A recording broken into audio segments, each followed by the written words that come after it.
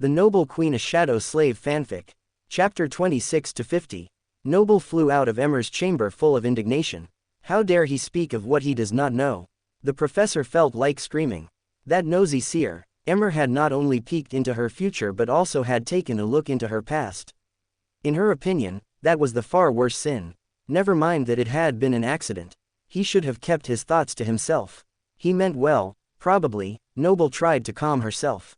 There was a lot of emotion in the word loss that could not be described, only felt. That was not Emmer's fault. I don't think he meant to upset me. By the time she had climbed back down the ladder and was ready to exit Ender's Deep, Noble's eyes had fully regained their azure tinge. Awakened Noble, a friendly voice called. Are you heading to the waking world? The professor's mood was lightened as she turned and saw a familiar figure waving at her. It is very good to see you, Venster. Yes, my time is up, and I am heading home just now. Noble slowed her pace slightly so the kind young man could catch up. Ladies should have the privilege of walking on the inside of the path, Venster offered as he came alongside her. Noble could feel the anxiety coming off of him at his words. I rather like walking along the edge, if it is all the same to you. The professor sensed relief emanating from the other awakened. Ah, well, if you insist, who am I to deny? Venster really was an amiable sort.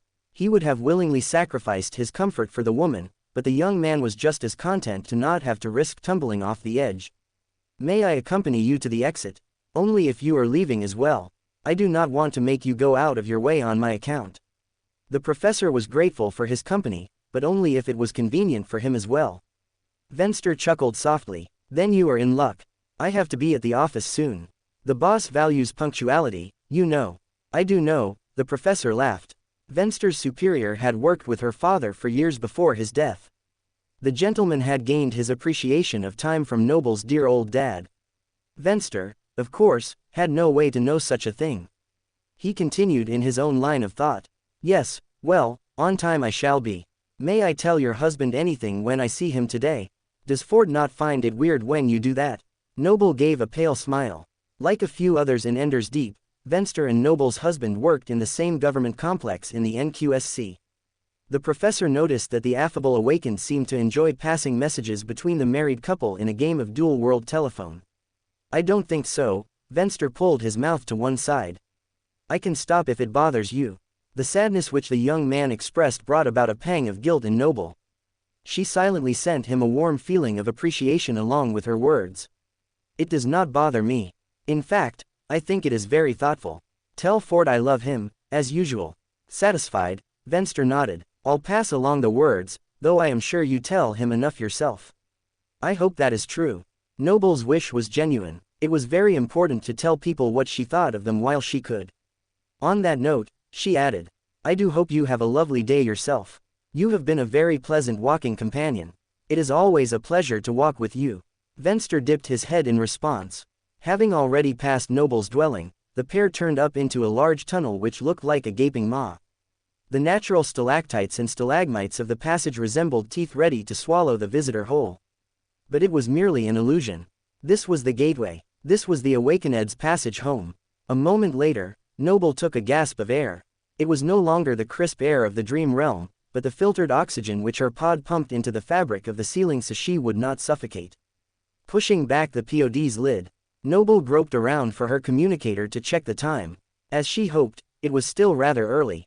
The kids in Fort would be up in a few minutes. I cut it a little close, but I made it. Noble dismissed her armor and donned her regular clothing before heading to the kitchen to make breakfast. After setting her pot to cook, the professor found she still had a few moments of quiet on her hands. She pulled out her communicator.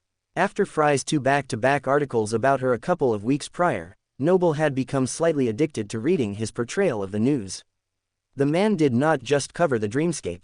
He did a little bit of everything. How did he have enough hours in the day to explore such varying topics with ease? Noble didn't know, but the Nonsensefree reporter certainly made it look effortless. What have you been writing while I've been away? She wondered idly. Although Noble did not know what to expect, nothing could have prepared her for what she saw.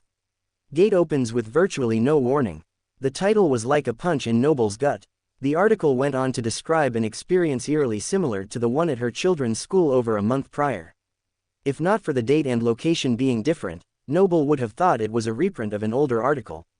In this case, the alert had sounded with less than 30 seconds and there had been no Mongrel to hold the breach. The results were heart-wrenching. Those poor people, the professor muttered to herself as she covered her mouth. Flashbacks from Noble's childhood flooded her senses. She could feel the color of her eyes shifting endlessly as her emotions went wild. Those were memories she did not like to relive on any day, but especially not today. But now that they were here, Noble refused to let them go. The feeling deep in her soul that something was very wrong sat like a rock in her stomach. The two gates were part of a pattern. The professor needed to know what exactly was going on. Surely I am not the only one seeing this. These events are far too noteworthy to be ignored. Wait. Notes. Noble's eyes flew open wide. Leaving behind the simmering rice, the eager awakened snuck into her closet and moved to examine the top shelf. When her mother had been cleaning out her parents' house a few years prior, she had asked Noble if there was anything she wanted to keep. The professor saw the copious amount of notes that her mother was about to throw out. You want to get rid of all that father wrote about what happened in North America. These are the only copies. Noble could not fathom the loss of the information. When her mother could not be persuaded to hold on to the papers, Noble rescued them from destruction by bringing them back to her own home. Rather than try to explain a possible hoarding habit to Fort, Noble had placed the boxes full of papers on the top shelf behind her abandoned shoe boxes and promptly forgot about them. Until now. Perhaps the answer to what was happening now lay in the records of the past. At least that was what Noble believed. Noble floated up toward the ceiling to move the shoes aside. She could take one of the boxes to work and look at it in her free time. Or maybe B2 could analyze the pages for her. Just as she touched the cardboard, a voice broke the silence. What are you doing in there? The professor froze. I do hope that is you and not an intruder, Fort called again groggily from the bed. No, it's me. Noble assured him. Dropping quickly to ground level, she exited to the bedroom. I was looking for something, but now that you are awake, I have found you, and that is far better. The professor kissed her husband softly as he stood to greet her. I am glad you are back. In spite of Fort's words, Noble could feel the sadness washing over him like waves of the ocean. The compassionate wife wanted to impose some calm into his spirit, but rather than use her ability, she wrapped her arms around his chest and pulled him into a hug. How are you holding up? Noble laid her chin on his shoulder as she embraced him. About as well as expected, I suppose. I couldn't sleep most of the night. I should have been here instead of going to the dream realm. I'm sorry. Noble felt guilty. While her own coping mechanism was to keep as busy as possible until the day had passed, Fort had needed her here in the silence to share in his grief. Fort sighed, his eyes wet with incoming tears. I cannot believe it has been 11 years today. It feels like only yesterday that Seb told us he was tired. Silent streams began to run down Noble's face as well. He was a good kid. I can still hear his voice when I exit my pod asking me to tell him anything and everything. I only wished I had told him more. No self-doubt or second-guessing. Not today. Fort sniffed. Leaning his head onto his wife's he mimicked Seb's voice. What did you see today? Anything interesting? Tell me all of it. Nothing terribly exciting happened, I'm afraid, Noble took on her motherly tone. I did have a meeting, but it did not go as planned. Fort pulled away and looked at her seriously. Is that why you were late returning? Is everything all right? Noble nodded. She took her husband's palms in her own. Yes, everything is fine. We can talk about that later if you want when you are less tired. Kissing the back of her husband's hand, the professor furrowed her brow. You do not seem well, my love. Perhaps you should take the day off and rest. I will cancel my classes and stay home with you. Fort squeezed her hands gently. It is just my usual gloom on the anniversary of our son's death. We should both go about our day as normal.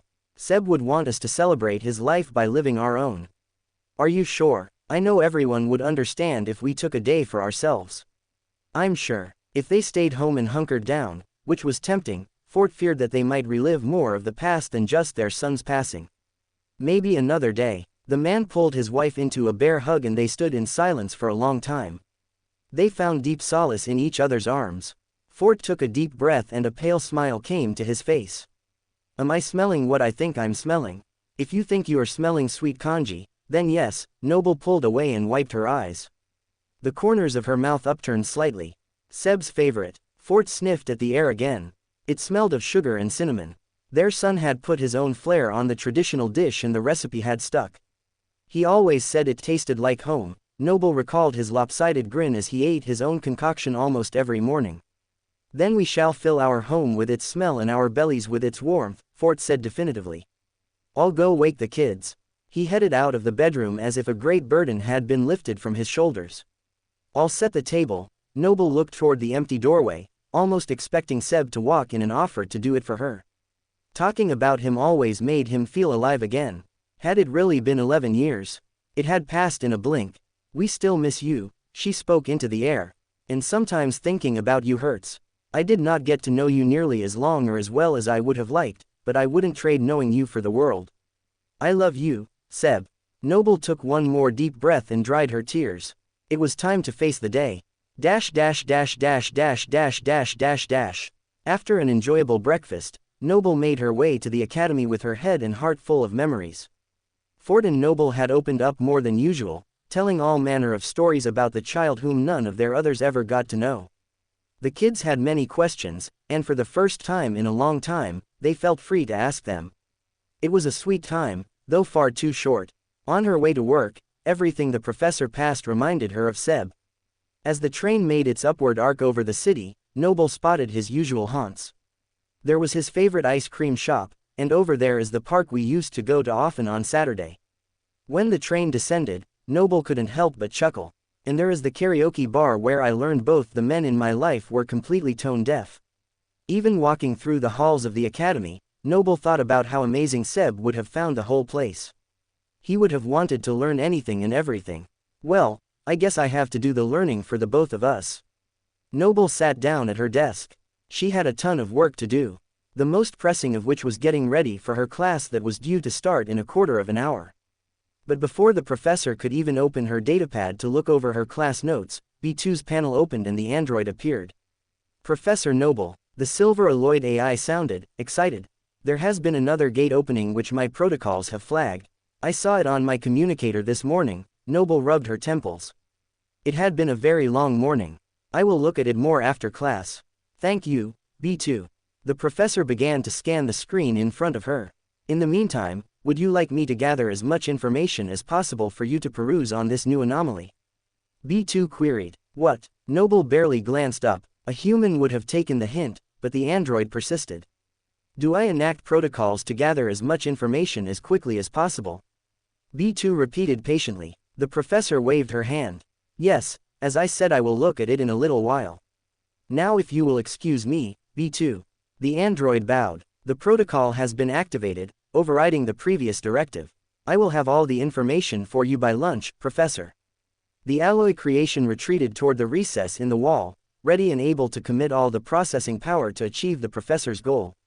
In the ensuing silence, Noble focused solely on the material she wanted to cover for class that day. All too quickly, students were filing in. Catfine, Hamish, and the Hectare were among them. While the first two were not a surprise, they had each attended a class at least every other day since their first Hectare drew the professor's undivided attention. Noble hoped the legacy was not there to cause trouble. The last time he and Hamish had been in her room, they had nearly come to blows. Today is not the day you want to mess with me, she suppressed the urge to use her ability on Hectare. The annoyed awakened could try to scare the sleeper into leaving, but that could also backfire. It was also highly unethical for her to exert that kind of pressure on someone who was entrusted into her care. Sighing, the professor closed her eyes and focused on the legacy member.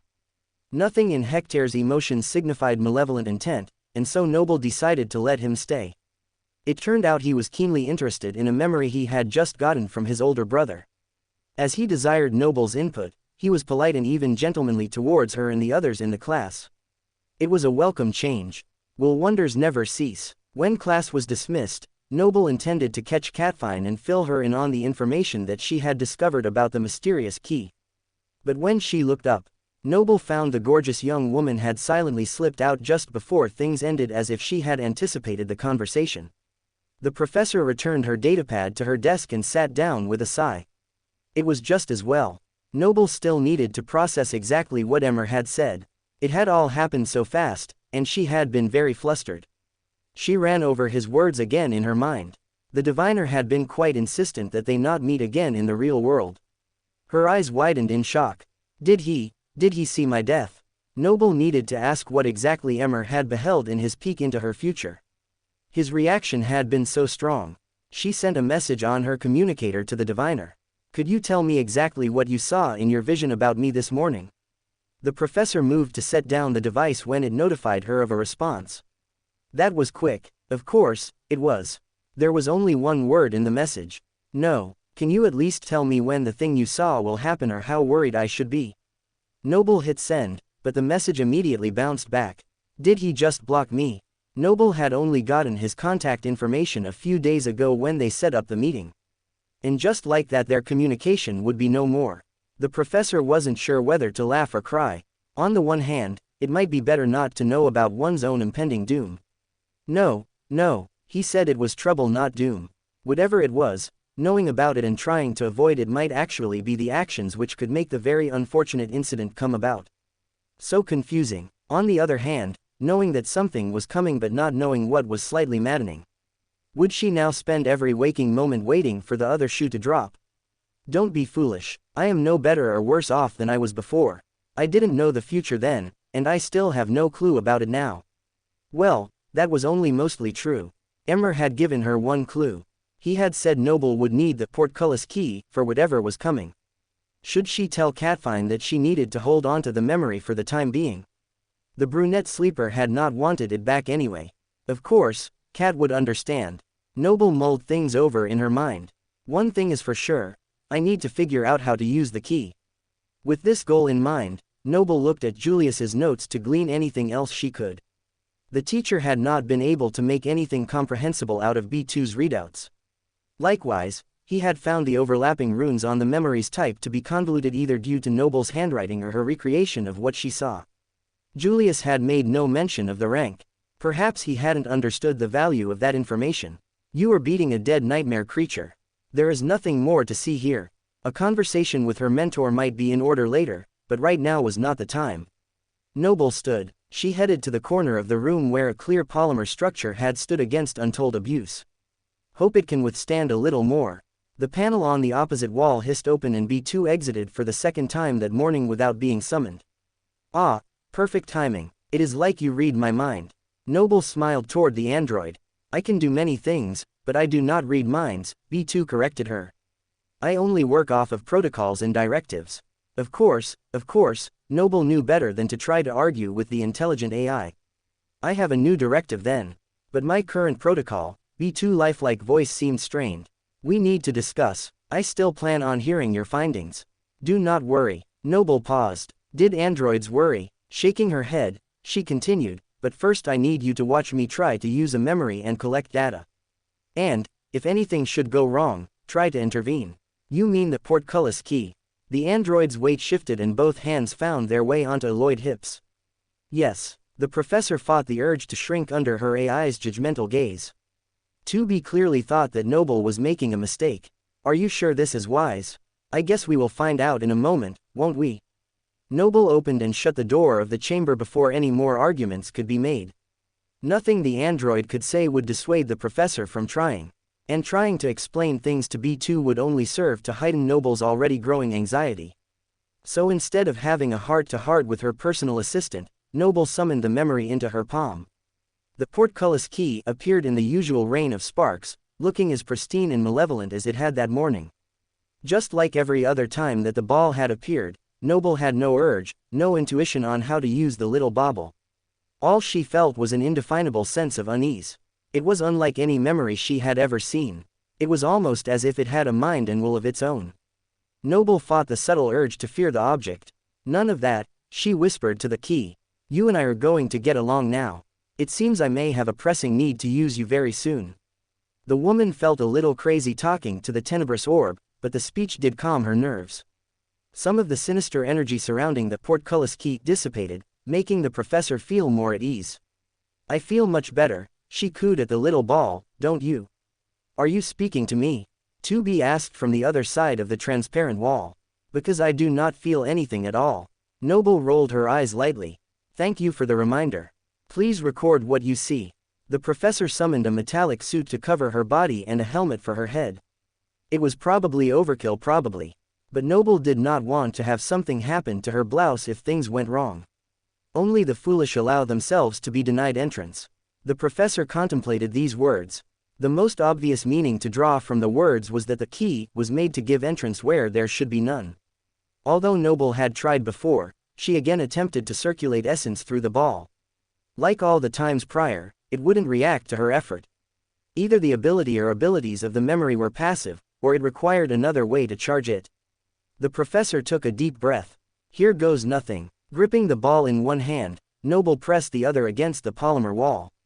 She concentrated, willing anything to happen. But the ball and the wall remained unchanged.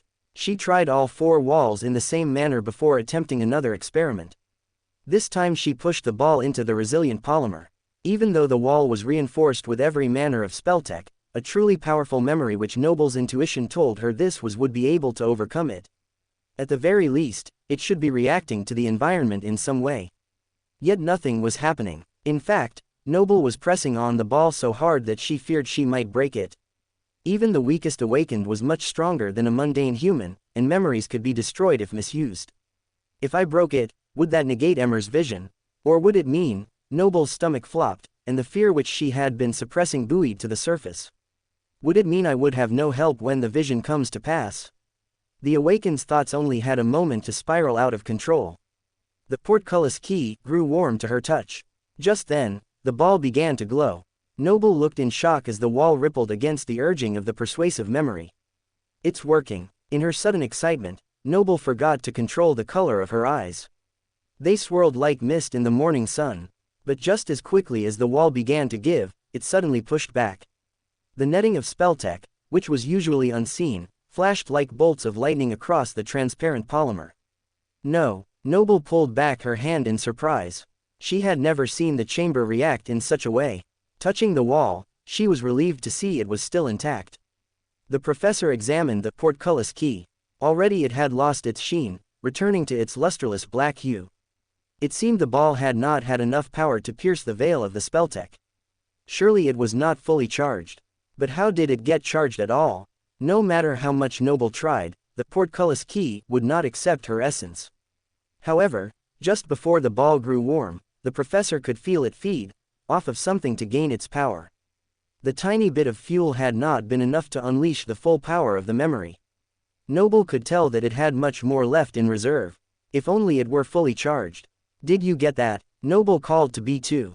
I have recorded the visual and auditory inputs as well as the energy readings.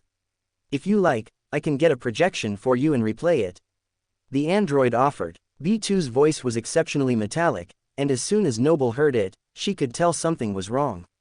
The android was fighting its own protocols to give the professor what she desired.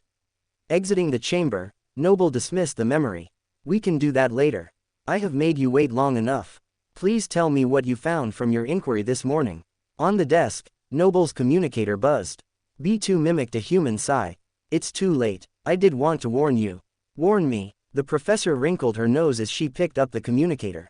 Her face immediately paled. B2, what did you do? The android turned up an indignant nose. Only what you told me to. Walk me through what you think I told you to do. Noble took a deep breath. She felt close to hyperventilating. To be easily obliged. When you came in this morning, I informed you of the new gate opening and how it matched the parameters of your query. I remember that part. Even in her distracted state, Noble had already known about the gate before the android confirmed it. And I asked you if you wanted me to gather as much information as possible. You said that you would look in a little while. You activated the protocol to gather as much information as quickly as possible. B2 lectured as if the hall was full of students. That overrode your previous directive to take things slow. B2, please tell me you didn't. Noble's stomach suddenly felt queasy. I flooded the government system with my inquiries.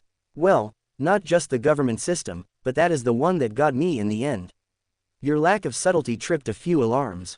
I have been locked out of the system indefinitely. It was only by sheer force of will that I did not get shut down entirely. B2 straightened its white lab coat in indignation. No one was putting this android out of service. You really should be more careful. In more ways than one, the professor bit back her utter frustration. Like it or not, her inattention had caused the problem and then made it worse by ignoring the android when the problem arose. Noble's communicator buzzed twice more. Glancing down at the screen, the professor rubbed her cheek. It just keeps getting better and better. I don't see how. B2 cocked its head to one side. That was sarcasm. Noble picked up her bag. I can explain more when I get back. Until then, try not to get locked out of any more systems, okay? The android gave an almost human shrug. That has never been my intention. I know, Noble sighed. I'll be back as soon as I can. As she headed out of the room, the professor stared down at her communicator, still trying to make sense of what had just occurred. The first message was an automated notification that B2's governmental privileges had been suspended pending an investigation. That alone was concerning, but the next two messages, they made her blood run cold. They were from Fort. Get to my office, now. Dash dash dash dash dash dash dash dash dash dash dash dash dash dash dash dash dash dash. Noble left the academy as quickly as she could to catch the first train across the city. She tried not to let her nerves get the better of her. The distance for both Fort and Noble to work was not terribly long from their shared home, but the awakened academy and the government headquarters were in two opposite directions. This meant the professor had quite a long time alone with her thoughts. As the train whooshed along the various viaducts, Noble wondered just what to expect when she got to her destination. She doubted very much that it would be a warm reception, but by her husband's texts, she couldn't tell if he was worried or angry. Or both. Noble had sent him a message that she was on her way, but decided against calling him. Ford was a reasonably paranoid person, as was she, and he wouldn't say anything on the phone that might get either of them in trouble later. The professor would just have to wait until they were face to face to find out just how much damage she had done. Reaching her stop, Noble was forced to make the final leg of her journey on foot. Fortunately, the stop was conveniently positioned so that her walk was short. Approaching a large electrified gate, Noble looked up to view the sleek buildings hidden behind the barrier. They were tall, industrial, and otherwise unnoteworthy. While there were many government offices scattered across the NQSC, only one facility could boast being this large and in the city center, the government headquarters.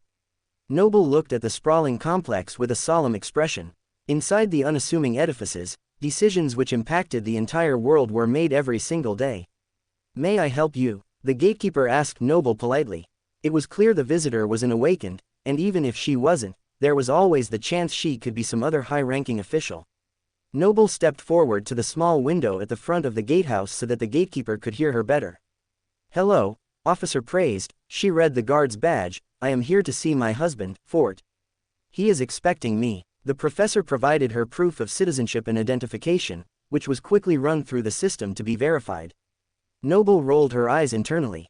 If she wanted, she could have flown over the gate in barely a moment. But the guard was only doing a thorough job, so Noble decided to be patient. Anyway, if she had decided to breach the government facility without permission, the professor doubted very much that she would actually make it into any of the buildings without any number of security measures being unleashed on her person. A few more clicks on the datapad and Praised smiled brightly. The guard tipped the hat of her uniform. "Everything looks good. Just one moment." The gatekeeper pressed a button, and a door next to the large gate meant for PTVs swung open. The professor was motioned through. "Right this way. This is the right way after all." Praised smile seemed even brighter than before. As Noble passed by the open side of the gatehouse, she saw the guard suddenly holding a small torch. Where had it even come from?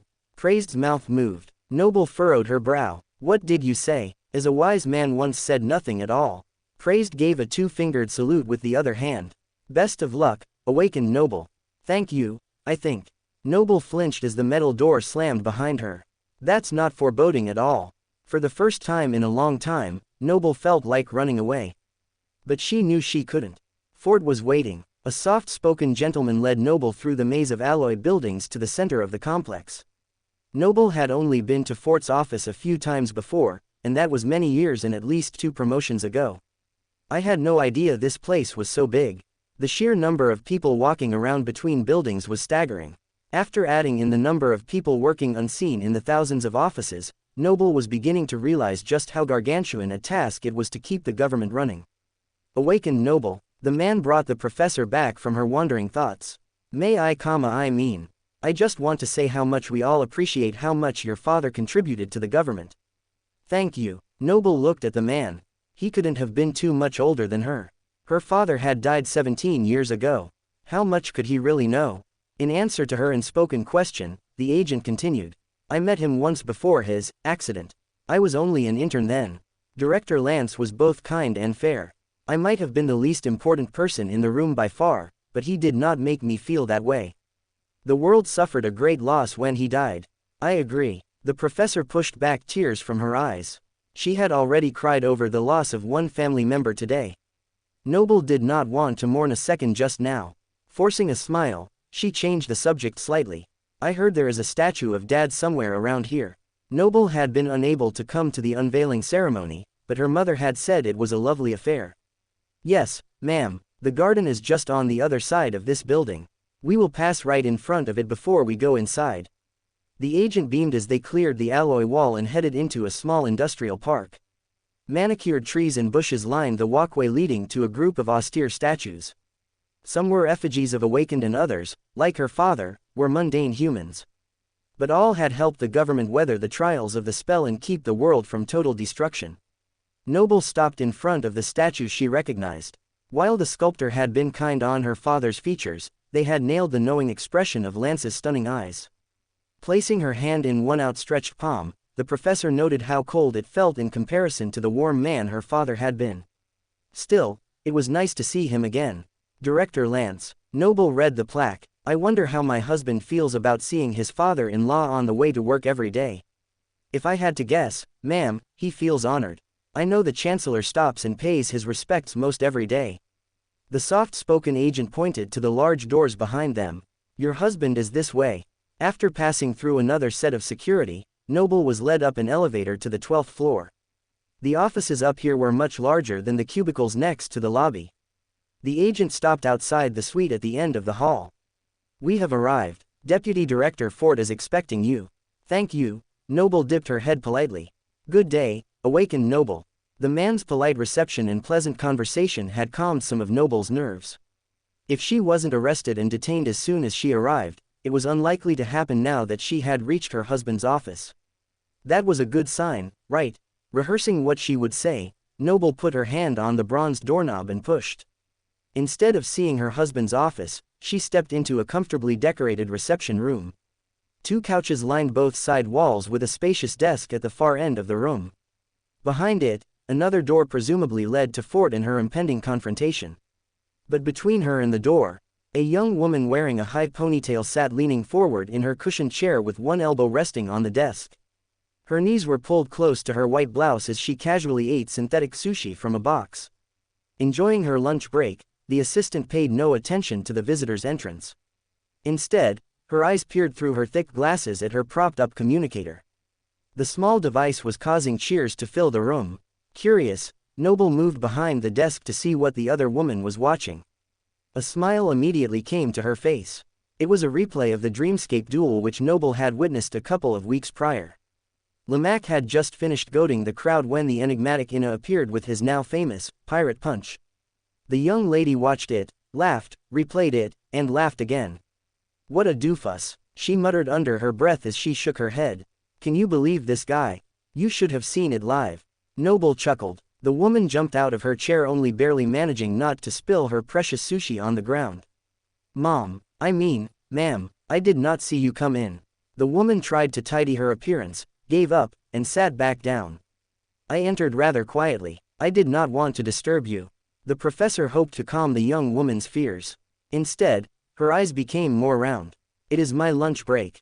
The deputy director allows me to eat in here. I don't doubt that. Noble paused and glanced at the nameplate on the desk. I don't doubt that Teddy, Ford is a very fair man. Teddy's face brightened at the comment. Oh yes, he is way better than my last boss. As long as I keep things neat and organized, he will let me do anything I want. Well, almost anything. I am still trying to get myself a spinning chair. The assistant tried to spin her desk chair to no avail. I don't sit still well. You don't suppose you could casually ask the deputy director for a spinning chair for me, could you? He shouldn't know anything about the incident, and I promise that will never happen again. I doubt I will be able to make any requests today, Noble answered, her smile fading slightly. Their attention was drawn away as the communicator went on to another video. Teddy chewed on the clean end of one of her chopsticks as she pushed up her glasses with the other hand. Oh, have you seen this one? Goldie Rider is one of my favorites. On the screen, a dauntless warrior attacked her opponent. Her black hood slightly obscured her face, but her ruby lips were twisted in malicious glee. Holding slim daggers in each of her hands, Goldie Rider moved with inhuman speed and agility, eviscerating her opponent in mere moments after the duel began. It was a frightening display of power. The voice of the Dreamscape boomed, "Goldie Rider has won. Rip NMR. Better luck next time. You see, isn't Goldie amazing?" The assistant looked on in awe. "I'm definitely adding her to my fantasy team in the next tournament." Noble had to admit the duelist was quite good. One of these days, they were likely to cross paths. The professor wondered how hard it would be to overcome Goldie's lightning-fast reflexes.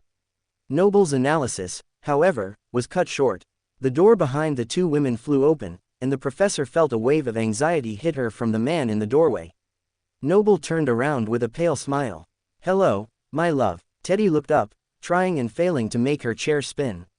With her mouth full of sushi, she waved the ends of her chopsticks together in the air. "Hey boss, guess what? You have a visitor." "Thank you, Teddy, I can see that." Ford rubbed his forehead before forcing a smile at his assistant. Teddy registered the words which Noble had spoken a moment before. "Wait, is this your wife? I mean, she looks just like the picture on your desk, but I was afraid to make things awkward." "Teddy, this is Noble. My love, this is Teddy, my assistant." Ford took a deep breath. Clearly, he didn't want the assistant to know what was going on. He hadn't even informed her of Noble's impending arrival. "I have heard wonderful things about you, Teddy," Noble said honestly. "Thank you for making my husband's life easier." "Are you kidding? He makes my life easier. I didn't even have to call him to tell him you were here." Teddy grinned. "I am not accepting any visitors while my wife is here. Everyone else can wait." "Right-o, boss man. I'll just be here in this almost perfect chair if you need anything at all. I am sure you have many important things to discuss." Teddy winked at Noble as she spun her chopsticks in a circle knowingly. Ford stepped aside and allowed his wife to enter the room first. "Teddy seems very nice. I really like her," Noble commented as her husband closed the door. "She is, and she has grown on me." Ford agreed as he shut the door. He had a spacious office with a table for 8 off to one side and a large screen taking up an entire wall. While it could have been used for presentations during meetings, right now it was projecting an image of an idyllic beach, free of nightmare creatures. The white sand and teal water looked like paradise. Noble gave the scene a longing look. "Beautiful." "Yes, you are," Ford said without a hint of irony, "but that isn't why I asked you to come." The professor flushed both at the compliment and the reproach. "I suppose playing innocent will not earn me any points, then." "You and I both know it wouldn't."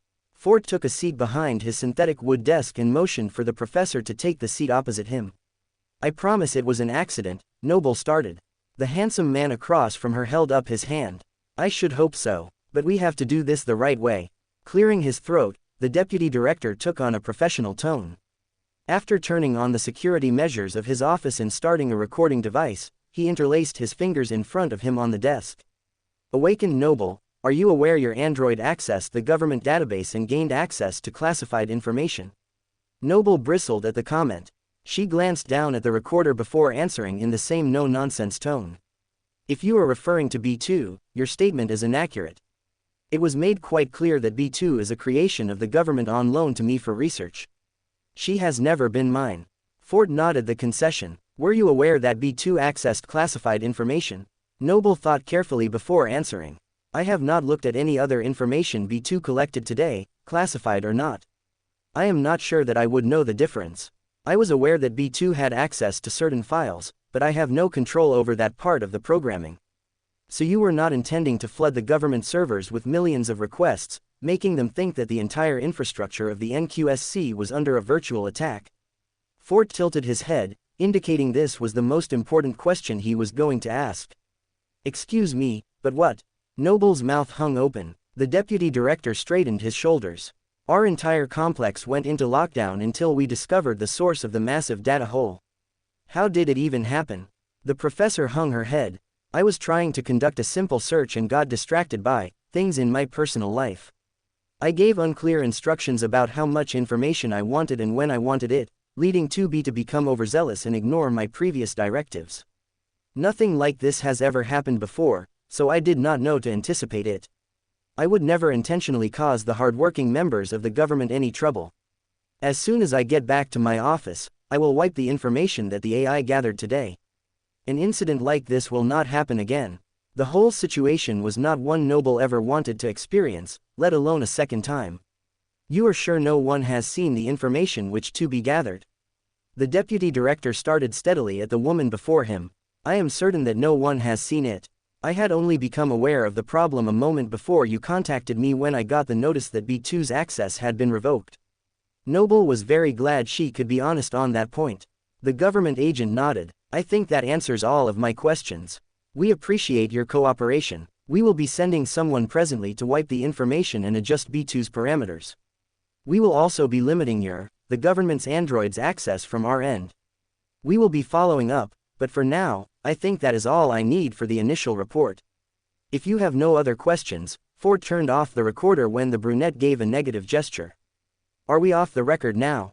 Noble asked. Yes. Ford also seemed relieved, but I am sure you will be called in for one other inquiry.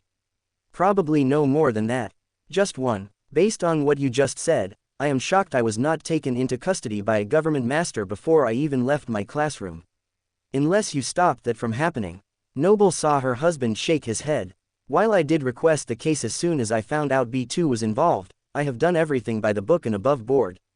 Fortunately for you, it is others who wish to keep this incident from becoming public. Ford raised his eyebrows at her. Most people think the lockdown today was just a drill.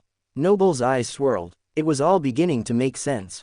A leak as massive as Ford insinuated would shake people's confidence in the government. The fewer people that knew about her mistake, the better it would be for everyone. That, at least, was a relief. What happens now? The professor settled a little bit more in her chair. Now that the recorder was off, Noble felt like she was talking to her husband again and not a powerful government officer. The technician will be able to confirm that no one accessed the information. He is probably already at the academy. Once we know that, then this becomes a case of a piece of malfunctioning government equipment, which is much less paperwork. You'll be called in for the formal investigation, but do not worry about that too much. I can already tell you they will just want to know the circumstances surrounding the incident, like what you said that caused the abnormal AI behavior, so they can avoid a similar problem in the future. I see. Noble tucked her hair behind her ear. It will be fine. Ford's face softened. You still look worried. You weren't trying to do research for Catfine's memory, were you? No. What I was looking for had nothing to do with a memory. My research was in quite a different area. The professor would not meet her husband's gaze. Oh. Ford lifted a datapad and began clicking to open the information collected on the case. What you wanted included a massive batch of very recent files. They hadn't been classified properly yet, which is most likely how B2 was able to get them in the deluge of requests. That is not your fault and a definite mark in your favor, my love. Don't worry, the information is now locked such that only those with the highest security clearance can see it. We are very lucky you didn't view the files, contents. Yeah, so lucky. The professor shifted uncomfortably in her seat.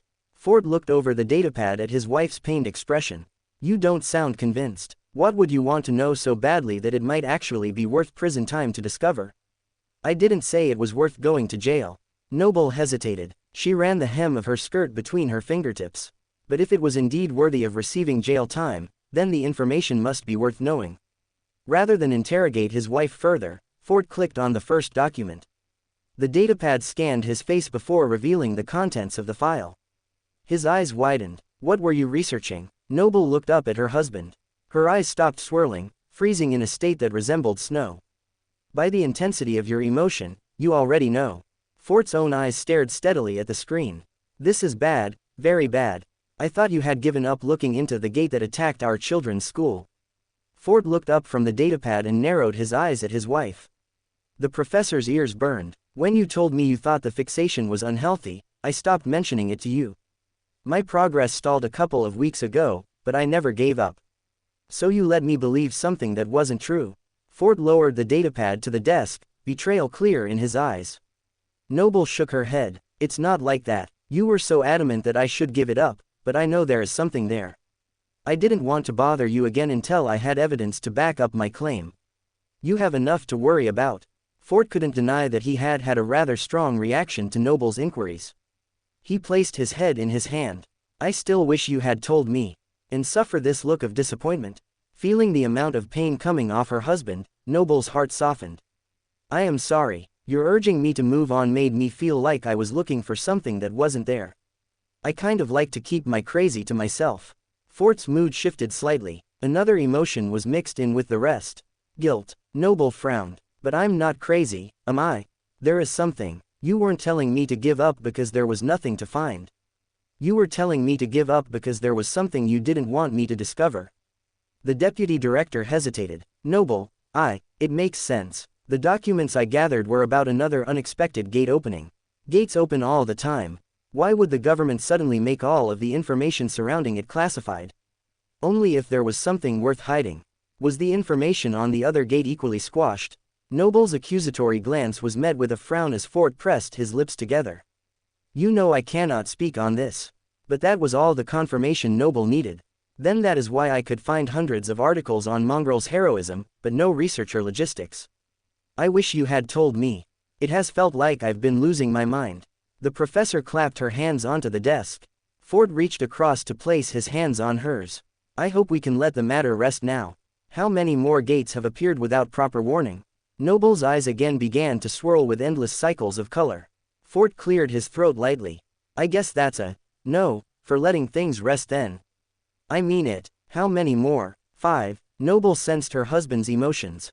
10, 20, more. The deputy director remained silent. Then the obol scale is failing again. Noble's words hung in the air. The last time it failed. We cannot talk about this.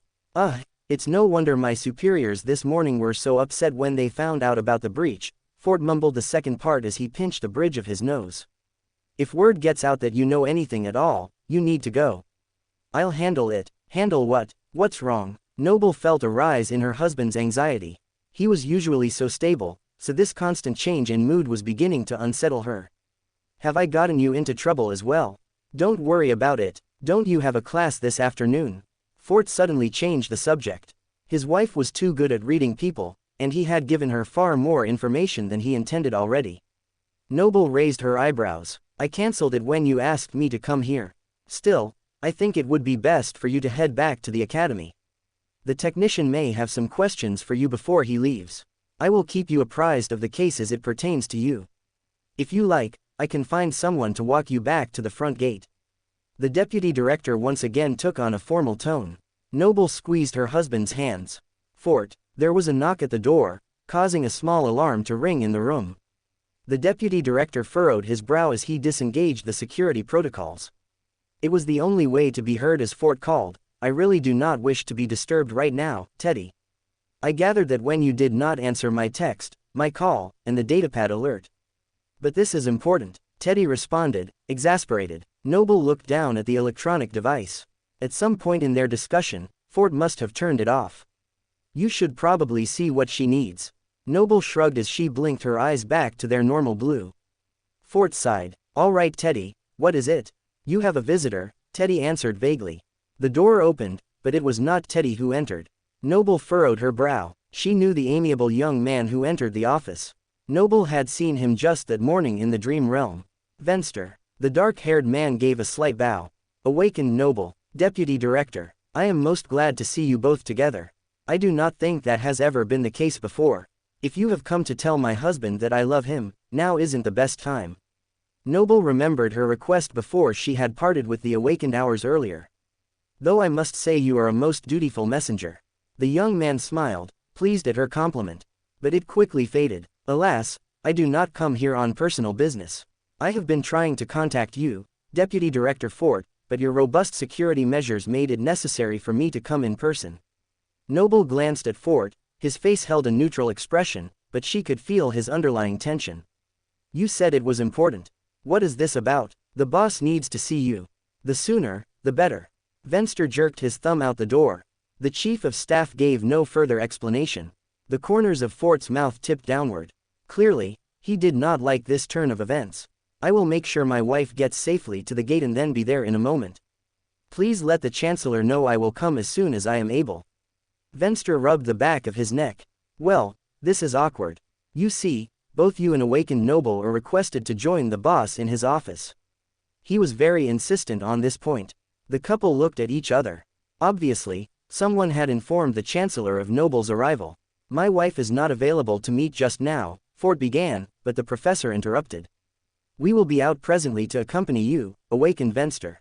Noble nodded. Very good, ma'am. Venster stepped out into the waiting area and shut the door. You can't go with me. Ford looked at his wife with a profound sense of concern. I got myself and you into this mess. I am going to be by your side to face whatever comes. We are a team, remember. Noble's words melted the man's resolve. As much as he wanted to protect his wife, they really were better together. He stood and offered his arm. I do hope you have some of that winsome charm left for the Chancellor. Ford smiled at her. I'll do better than that. I'll be honest. All of you have enough secrets around here without me adding to them. Noble raised one eyebrow. Their conversation might have been interrupted, but it was certainly far from over. Fair enough, my love, Ford gulped unconsciously. He wasn't sure whether he should be more worried by his wife's determination or the Chancellor's sudden summons. Though the answer in the end was easy. He should be very worried about both. As Ford followed Venster through the building, the deputy director tried to play out the coming scenario in his mind. What his wife found, she had discovered without the assistance of the government. That didn't make the information less dangerous, but for the most part, Noble's knowledge was purely theoretical. Surely the government wouldn't punish the professor for her theories, no matter how sound they might be. On the other hand, the Chancellor doesn't summon people for polite chats.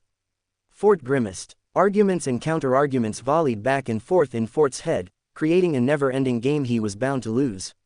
Eventually, Ford gave up trying to make sense of what was about to happen. If only he had a diviner to let him know how things would go. Ford turned to Noble to remind her to mind her words in front of one of the most influential people in the NQSC, no, the entire world, but his wife was looking down at her communicator. It was probably for the best, Ford reasoned. It wasn't wise to say something suspicious anyway with the Chancellor's chief of staff leading them forward. Venster was fiercely loyal, and if he sensed anything amiss, he would certainly report it to his superior. At the end of the hall, the trio stopped in front of an imposing alloy elevator. Venster placed his hand on a rectangle on the wall, and the spelltech embedded in the panel word to life. Identity confirmed. Awakened Venster. A moment later, the doors parted. After you, Venster motioned for the other two to enter. Ford and Noble moved to the back wall, which was entirely made of glass. Venster took his place beside the deputy director before the doors gently closed. As the capsule lifted to the top floor, the group had a clear picture of just how high they were. With real estate being limited in the NQSC, building up was the only viable option to get the space needed. There must be thousands of offices below us. So many people in one place, Noble whispered, her mind racing. Ford had never really considered just how many people were around him. It was just normal. Looking to his left, Ford admired his wife for a moment. She was so calm and collected. He drew some sense of strength from her unruffled demeanor. Feeling a slightly warm sensation, he allowed her aspect to aid him in quelling his residual nervousness. Back in his more analytical state, the deputy director turned to the other awakened on his right. Ford noticed that the higher they went, the more Venster's demeanor changed to take on a professional air. It would make sense for Venster to need to be serious around his superior. He was barely recognizable as the same man who gave Ford messages from his wife when passing in the hall. At last, the elevator came to a stop with a soft thunk. Turning his back on the window, Ford folded his hands in front of him and straightened his back. He checked one last time on his wife before the doors opened. She gave him an encouraging smile. Venster took a step forward to engage with the system's protocols.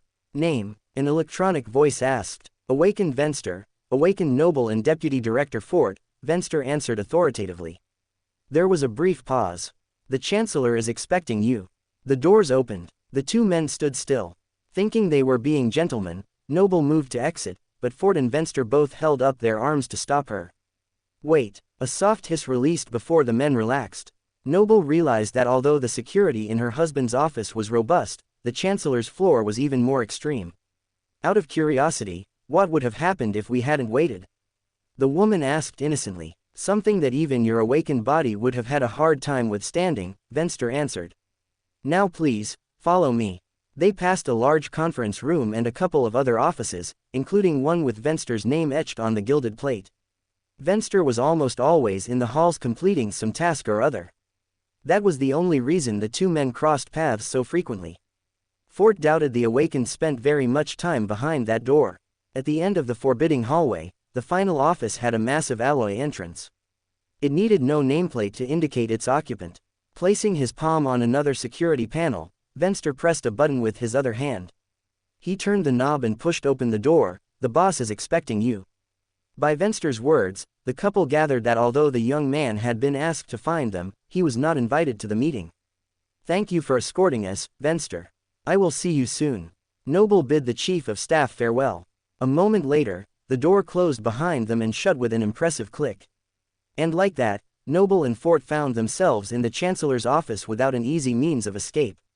Hopefully, they wouldn't need one. Fort had only been to this floor before to use the large conference room. He had never been to this office. The times he had come in contact with the Chancellor had always been in a group setting, which made this attention extra worrisome. But for all his worry, he couldn't help but be fascinated by what surrounded him. For all the power and prestige that the Chancellor had, the office itself was very large but not at all opulent. One wall was like the deputy director's, a full panel which could project any image. Instead of a beach, it looked like a historical image from before the Dark Ages. Surrounded by hibiscus, the red arches of the ancient structure in the foreground were austere but beautiful. The opposing wall held more screens than Fort could easily count. Some were news outlets, others were camera feeds, a few were online meetings the Chancellor was nominally attending, and one, Fort noticed, was displaying duels from the Dreamscape. The amount of information contained in the single wall was staggering. Other than that, the room was sparsely furnished. It had an obligatory couch in the corner and an ovular table that could seat 6 by the wall of screens. But each piece of furniture seemed to value function over form. The Chancellor was clearly a man of practicality. The only part of the room which could have been considered elegant was the real wood desk, behind which a lone figure in a gray suit sat staring at a combination of synthetic paper and even more screens. The man at the desk was mundane but muscular. The dark hair on his head was matched by a luxurious, trimmed beard. The imposing gentleman was intensely focused on a particular piece of information. At last, he typed in the datapad, rubbed his forehead, and pushed the electronic device away. If Fort had to describe the person in front of him, he would have said the Chancellor looked ready to be done with everything. And who could blame him? The weight of the world was on his shoulders each and every day. The man had to be exhausted. But as he peered up at them, the look of lassitude faded, replaced with the intense conviction of a stalwart leader. Awakened Noble and Deputy Director Fort. His deep voice echoed his commanding presence as he stood. Even if Fort had never met the man before, he was sure he would have no doubt about the identity of the powerful man before him. This was Chancellor Gui. "Welcome." Gui motioned for them to come further into the room. "Chancellor Gui." Fort bowed slightly as he shook the man's outstretched hand. "This is my wife, Professor Noble. Before anything gets said, I would like to take full responsibility for any trouble Noble may have caused." Fort. Noble tugged gently on her husband's arm. "No," the deputy director continued.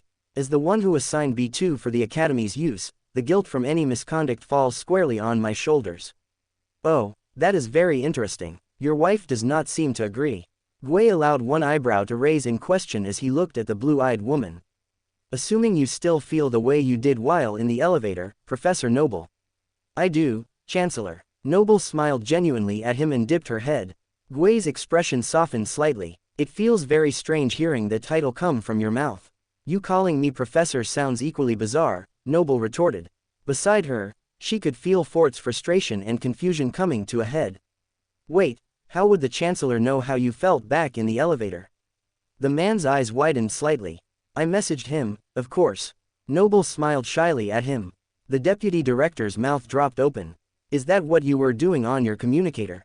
You messaged my boss's boss without telling me, only to let him know that everything is all my fault. I knew you would play the valiant hero." Noble brought out her small screen and held it so her husband could see what she wrote. But Fort was unable to focus on the words. "How do you even have his contact information?" "That was a stroke of luck," Noble admitted. She looked at the Chancellor. "I am glad you haven't changed it in all these years. That's my personal line. I would never dream of changing it. Now, getting a hold of me professionally." That is another matter entirely. Gui motioned to the 2 chairs in front of his desk for the couple to sit. Please join me. Ford reluctantly took a seat, wondering if this was all some strange sort of nightmare. Not the kind that would turn him into an awakened, but the kind that would cause him to wake up in a cold sweat as soon as one or both of the people before him turned into unicorns. Somehow he felt like that development would be less strange than the scene he was in. How do you know the Chancellor? Ford struggled to remain coherent in spite of his cloud of confusion. Gui is an old friend of the family. Noble seemed surprised by her husband's question. I worked very closely with Director Lance. He saw potential in me, Gui added, folding his hands on his desk. His death was a great loss to the world. That is very kind of you to say. I passed his statue. Looks uncannily like him. Thank you. The professor blinked away, a tear threatening to come down her cheek. But I do not think you called us here to reminisce. Gui's face returned to a neutral expression. Indeed, I did not. We have a rather problematic situation on our hands. I got the report that a rogue android got a hold of some sensitive information. Noble straightened her back, fighting the urge to let her eyes swirl. While it was an accident, B2 only did as I directed. Whatever the consequences are for the problem I caused this morning, I will bear them. Ford furrowed his brow and raised a finger in objection. It is I to whom the android is linked. All misconduct by 2B is my responsibility. Gui tapped lightly on the desk, silencing the couple from their incoming quarrel. You both are so quick to take responsibility, but honestly, I hold both of you guiltless in the matter. If anything, the blame lies with me. Now both Noble and Ford were in a state of confusion. Not only had the Chancellor not called them into his office to punish them, he was apologizing. Gui sighed and rubbed his forehead. You may know I visited Lena a few weeks ago. Noble thought for a second before nodding. Mother said you came over for a meal on very short notice. Well, I hadn't meant to stay for dinner, but the opportunity was too good to miss. I do like a well-made tteokbokki. Gui seemed for a moment to be back at the table. If you are bringing it up, then I gather it wasn't a simple social call. Noble narrowed her gaze slightly as she examined the man behind the desk. You're smart, like your father. I was in search of something very specific that I hoped still existed. Your father's notes. The Chancellor paused to let the professor process his words. But Mother doesn't have the notes. I do. Noble felt both men's emotions spike at her statement. Noble frowned. I mean, I did, she continued, studying them carefully. A sinking feeling came over her. I don't have the notes anymore, do I? Neither man answered immediately, causing Noble to continue her line of thought. I went looking for them this morning. The professor gasped lightly and looked accusingly at her husband, but you called me before I got to them. The deputy director furrowed his brow. You didn't mention that you were looking for them this morning. I just assumed you had stowed them away like your shoes from last year, never to be used again. Noble struggled to remain calm. Then they are gone, aren't they? How did you even know where to find them? You think I wouldn't notice a dozen boxes suddenly appearing in the top of our closet? No matter how well they were tucked away, they took up a large amount of space.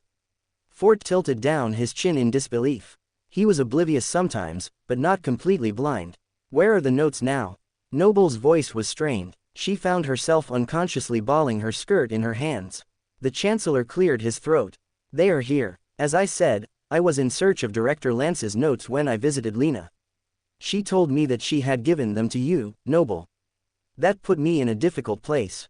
In the end, I sent an official government requisition for them to Fort. Your husband did as he was ordered. Why not just ask me? The lovely awakened was struggling to comprehend why both men had seen fit to keep her out of the situation. Noble felt awash with hurt, confusion, and betrayal. Were they worried she might not turn over the notes? The professor shot a glare at her husband, letting him know this would be a discussion for a later time. Ford radiated guilt. Whatever his motive had been, Noble could tell that it had at least not been malicious. I asked Lena directly because I knew she would not inquire why I needed the notes. You would have certainly asked questions. At the time, those were not questions I thought were prudent to answer. Gui chose his words carefully. Whether or not Noble believed it, both men did have her best interest at heart. And now, the professor noticed that the man had spoken in the past tense. Now, things have changed. After this morning, I realize that you have been making your own path to the same goal without the government's input. You are dangerously close to figuring out what we have already discovered. So theoretically, I should stonewall you, keep the notes without permission, and force you to sign a document to keep anything you do know to yourself with the threat of legal consequences. Obviously, this option is easier, cleaner, and far less paperwork. The Chancellor eyed her evenly. You said I am like my father, did you not? He wouldn't stop doing what he thinks is right. Neither will I. Noble could sense Fort's anxiety spike. I see. Gui pulled at his beard contemplatively. Good. What my wife meant to say was, wait, did you say, good? Fort nearly fell out of his seat. The Chancellor gave a small nod. Yes, it is good. Because I much prefer option 2. Gui looked between the two people across his desk before settling his eyes on the eager awakened. Noble, we could really use your help. What? Fort looked like a blood vessel might burst in his head. Unsurprised by the man's outburst, Gui cleared space on his desk. Your wife was already digging into this. You mean to tell me she knows absolutely nothing about what is going on? Only her own theories. The deputy director did not like the implication. I have told her nothing. You mean to tell me the emotional lie detector next to you got nothing out of you regarding the situation we are in? Gui shook his head incredulously. That isn't his fault. Noble quickly came to the defense of her husband. I didn't say it was. The Chancellor agreed. He pivoted on his question. So, what exactly do you know? Noble thought for a moment. If she wanted honesty from the Chancellor, she should probably show good faith first. I know that the gate by my children's school opened with virtually no warning. I know that there was another gate yesterday with the same lack of notice. There are many others I did not discover, but I think that is due to the government holding onto information more than my lack of diligence. The Obel scale is failing. It's North America all over again. Yes to all but that last statement. I very much hope to avoid that last bit.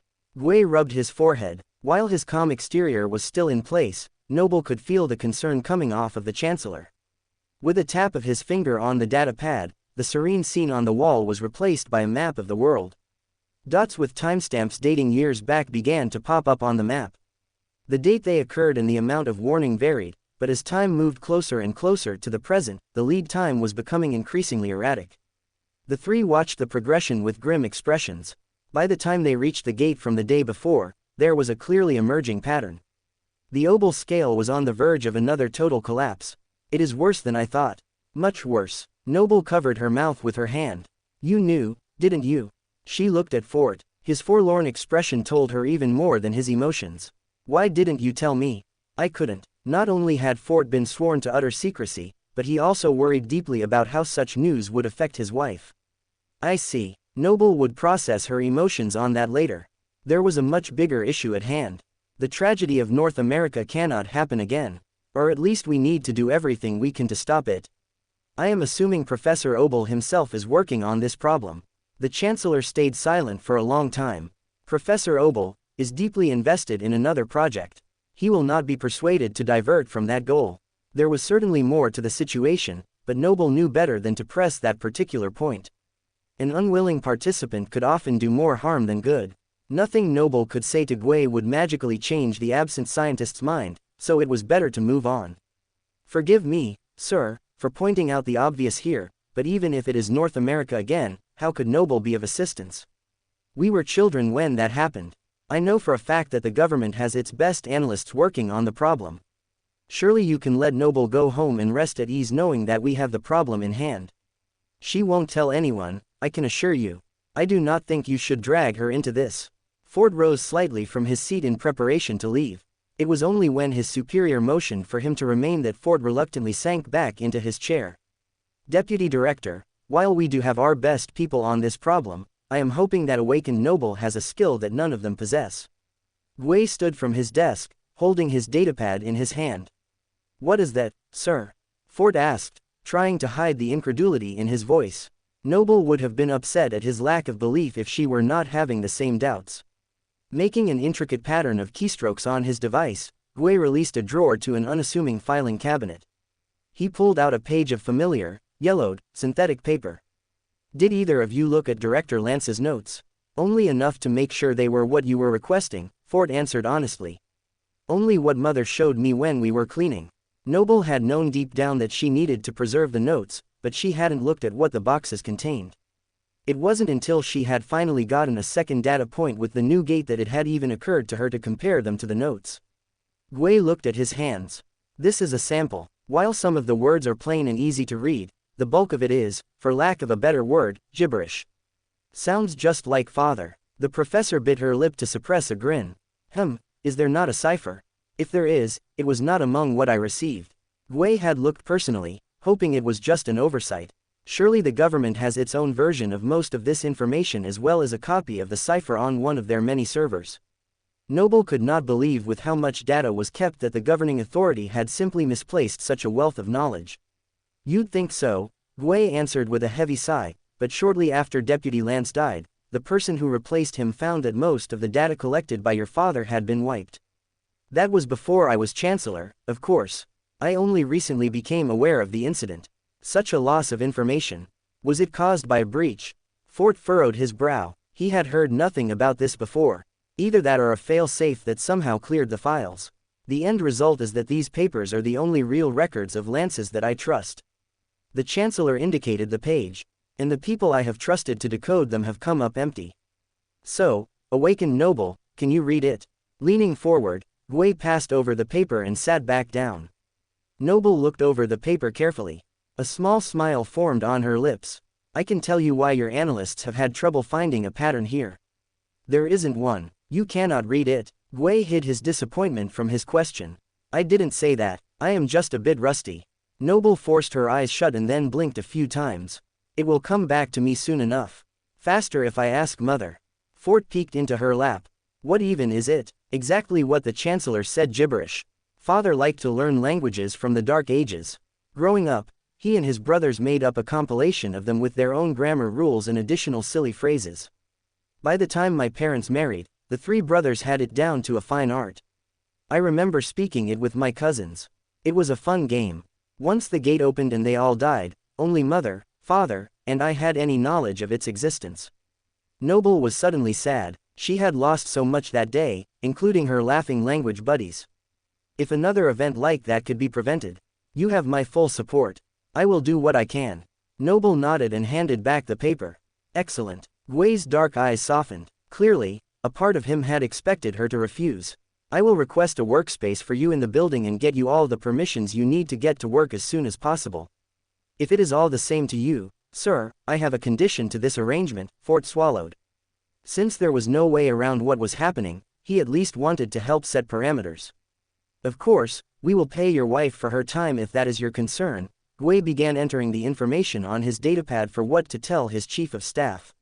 Fort felt a small sense of relief that Gui had thought about that aspect at all.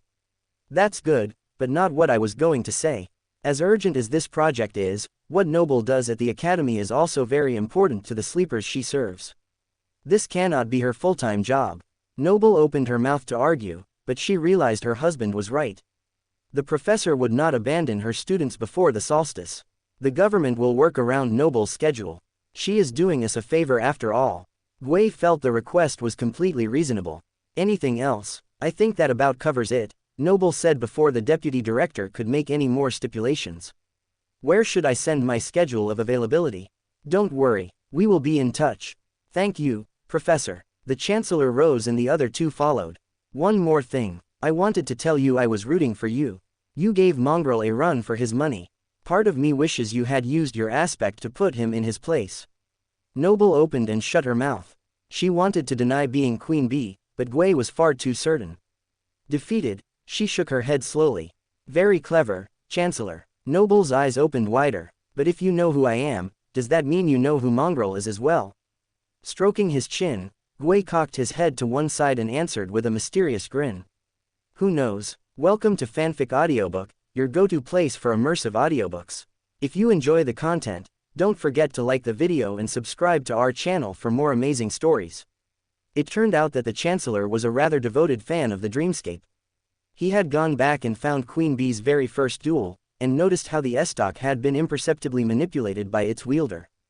Although the duelist had never used her aspect again in the Dreamscape, that paired with other clues and information had led Gui to the correct conclusion. The Chancellor was very good at constructing information.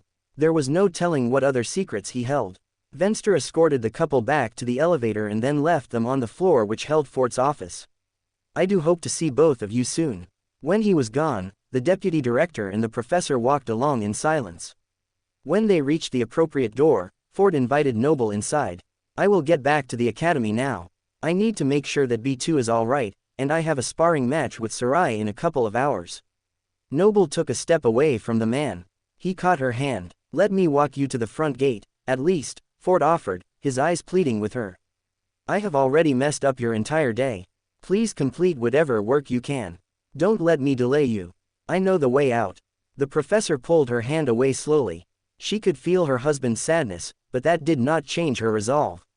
Noble, Fort stopped short as Noble shook her head. We cannot have this conversation here. Tonight. Noble leaned forward and kissed her husband on the cheek before turning away and floating towards the elevator. Whatever the deputy director wanted to say, it would have to wait. It was likely to make either his employer or herself upset, and Noble would like the privacy of her own home to properly share her thoughts. She also wanted time to collect her thoughts. For she had many, many thoughts. So she floated to the front gate alone, waved to the enigmatic praised, and headed back to her place of work. As soon as Noble was on the academy grounds, she put in her best float running into effect. The closer she had gotten to her office, the more her mind had drifted to the fate of B2. The dear AI had only done what it was directed to do. How much would the wipe do to the rest of the android's system? Although it was silly since B2 was not alive, Noble wished she had been there to oversee the process and let the AI know what was happening. Instead, the professor would be stuck picking up the pieces of whatever remained. It was a devastating prospect. Blazing past a faculty member who obviously wanted her attention, Noble pushed open the door to her classroom ready for anything. Or so she thought. Help! A man called out desperately to the professor. His feet dangled from the floor as he struggled to free himself. The android has gone rogue. On second thought, save yourself. Get help, please. Noble crossed her arms. B2, put the nice man down. Nice man, my circuits. He wanted to place his hands on my parts. I do not care what level of authorization he has, I am not opening my back panel for him.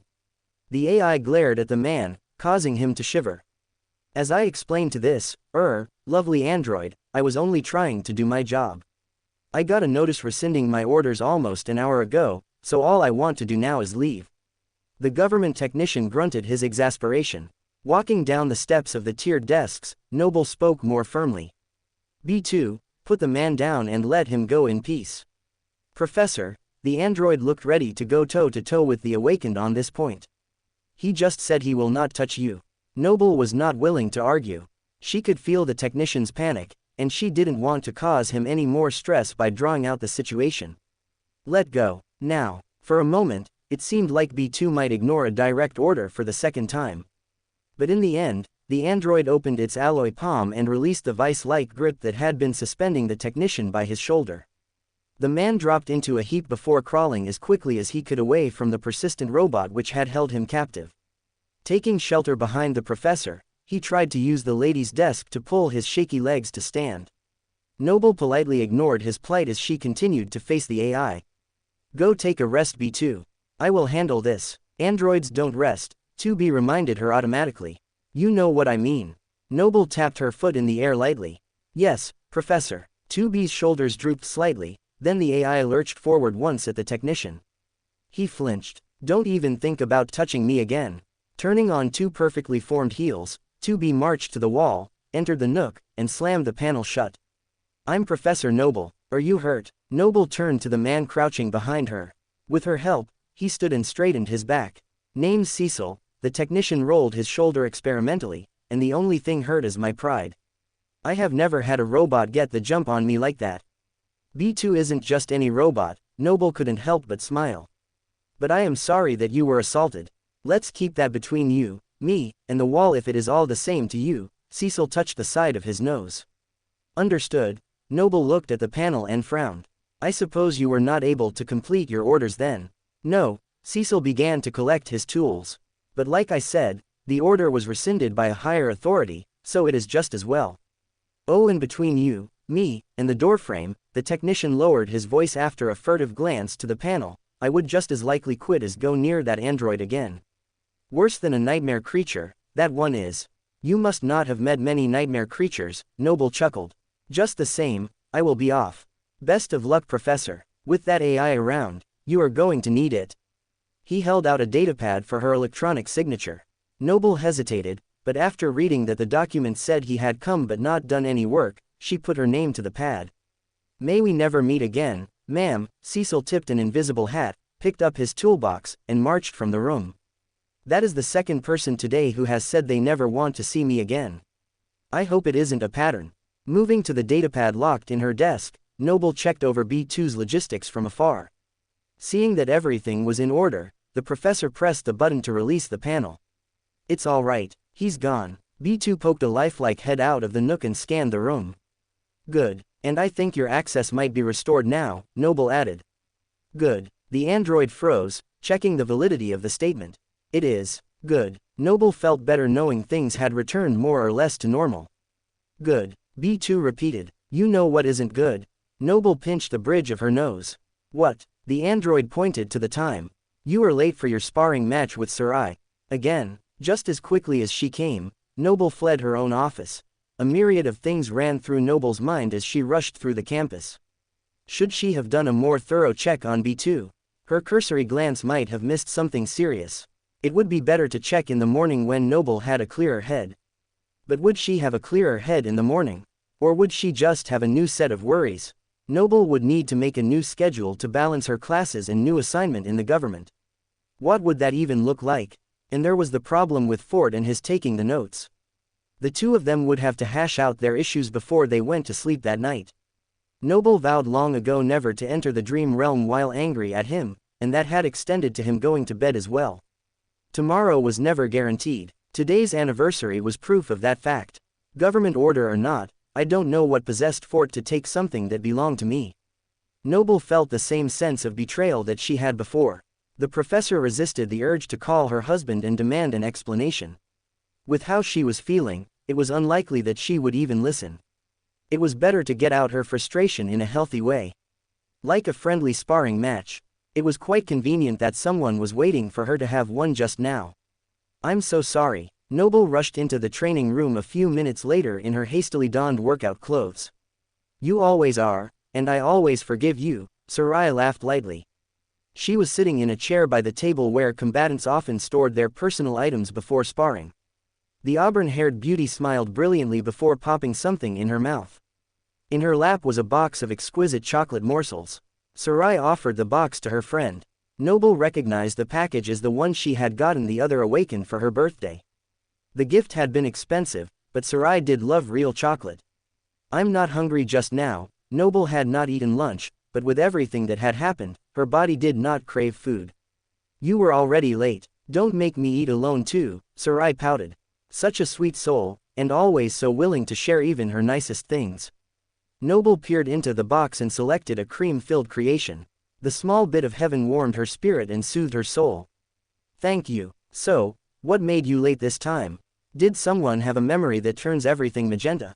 Sarai's favorite color was purple, and she wouldn't mind seeing more of it in the world. No, nothing like that. The professor frowned. All the emotion threatened to come spilling out, but she forced it down. I can't talk about it, but I promise it was a good reason. I see. Sarai closed up the box and stood. Then we won't talk about it. Are you ready to spar? As ready as I'll ever be. Noble reluctantly summoned her secondary armor. The silver suit neatly wrapped around her workout clothing and shone with a metallic radiance. We can postpone for another day, Sarai offered, her brow knit in concern. She could clearly see something was off. No, I promised we would practice, and I have already made you wait long enough. Let's get down to business. Noble summoned the protective covering for her hair as well as the unlikely end. Summoning her Dreamscape weapon was a risk. But as no one had walked into their practices for the past 2 weeks, Noble decided it was worth it. She wasn't in her regular armor, so even if someone did happen upon them, they would be unlikely to connect the mild-mannered professor to the imposing queen of duels. Sarai transformed herself into the recognizable visage of Fireshing. In her hand, sparks dissipated to reveal her signature spear.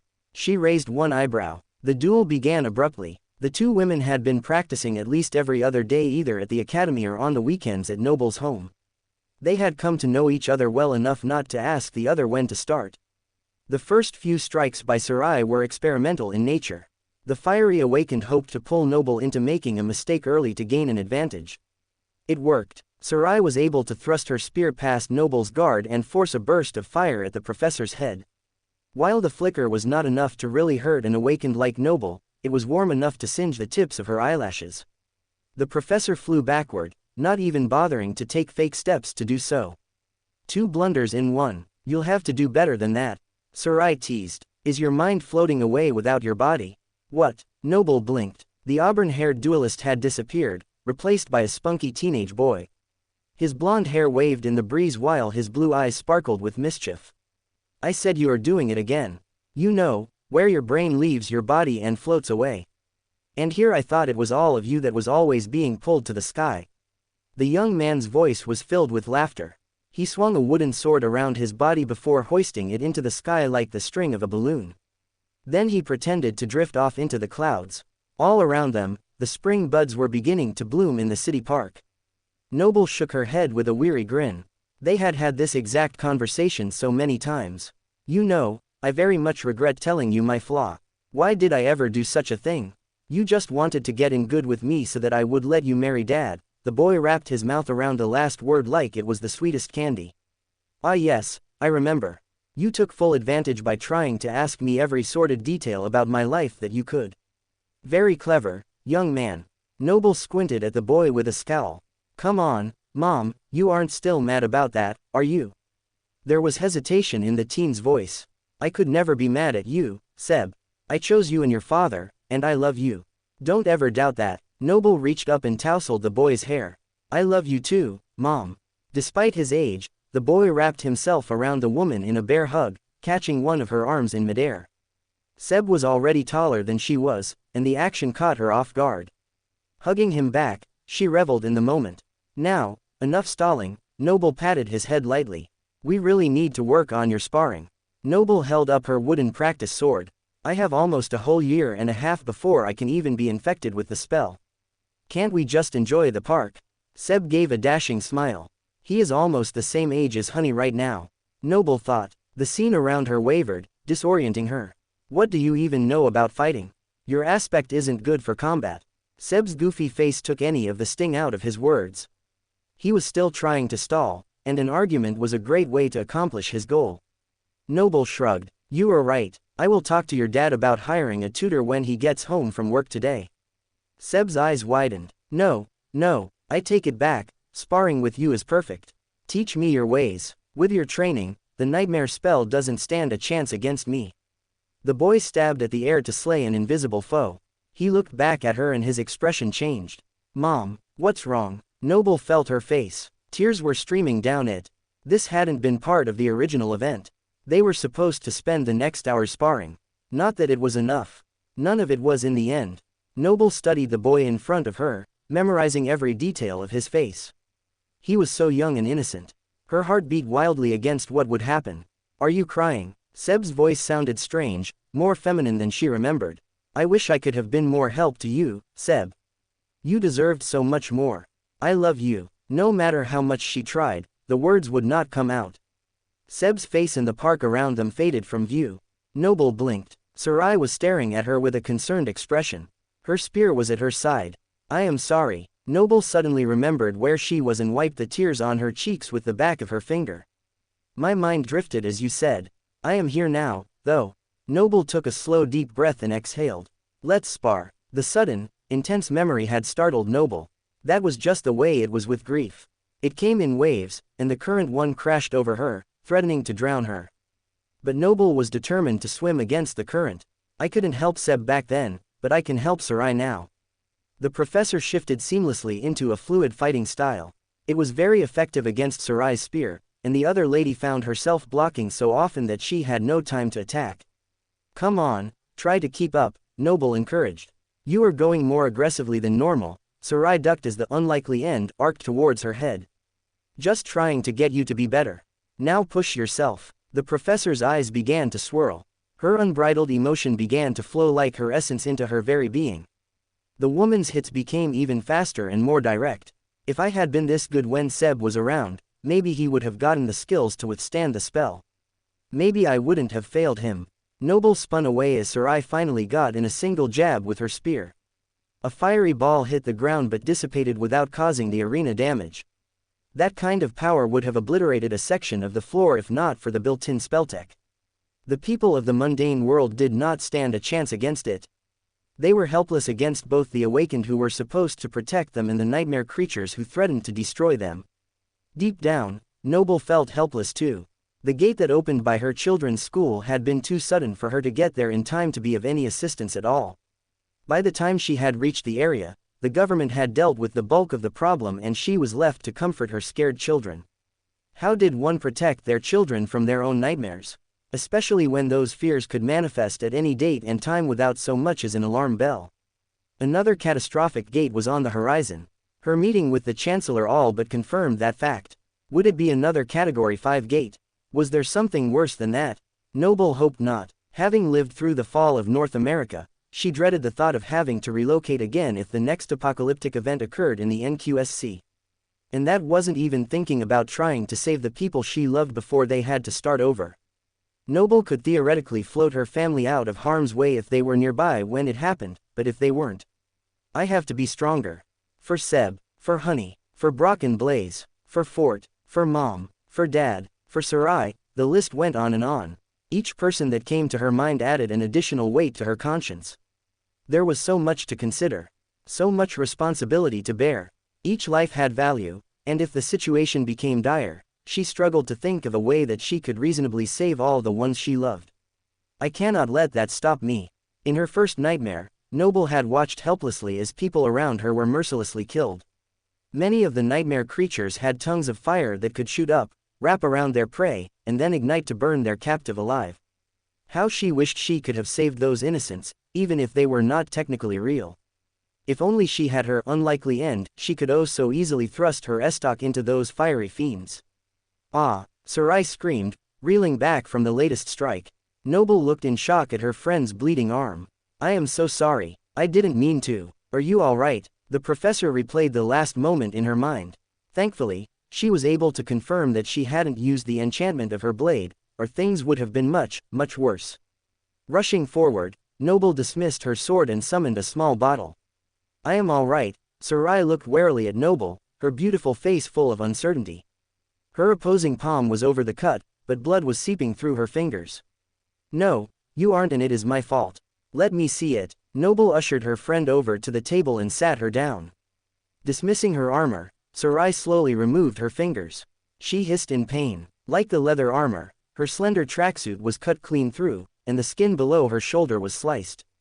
I forget just how sharp the estoc is, Noble admitted.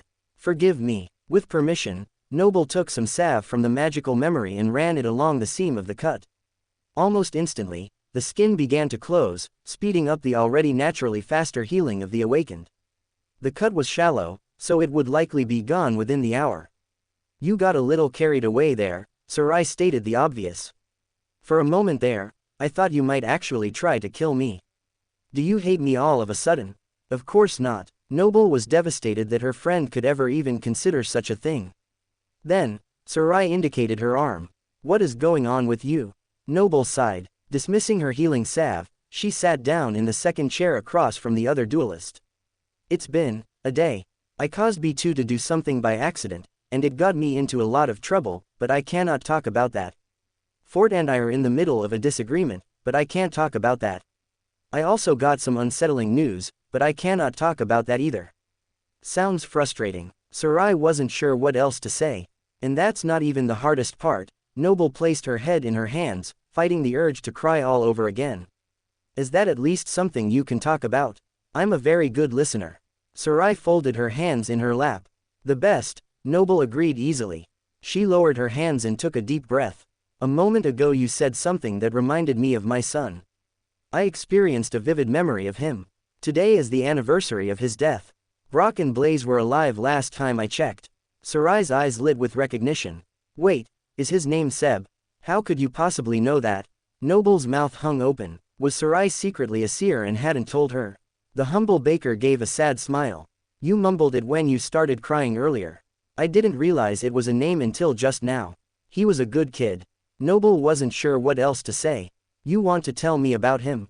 Sarai reached for the box of chocolates to open them once more. If I get started, I'm not sure I'll stop, honestly. The professor did not want to burden the other woman with a long-winded tale. But Sarai seemed genuinely interested. I've got time, but first, instead of opening the lid to the box, Sarai scooped it up and stood. Let's get changed and go to a better location. I know the perfect place. I think some tea will do us both some good. Noble pressed her lips together before nodding. Sounds good on one condition. What's that? Sarai cocked her head to one side.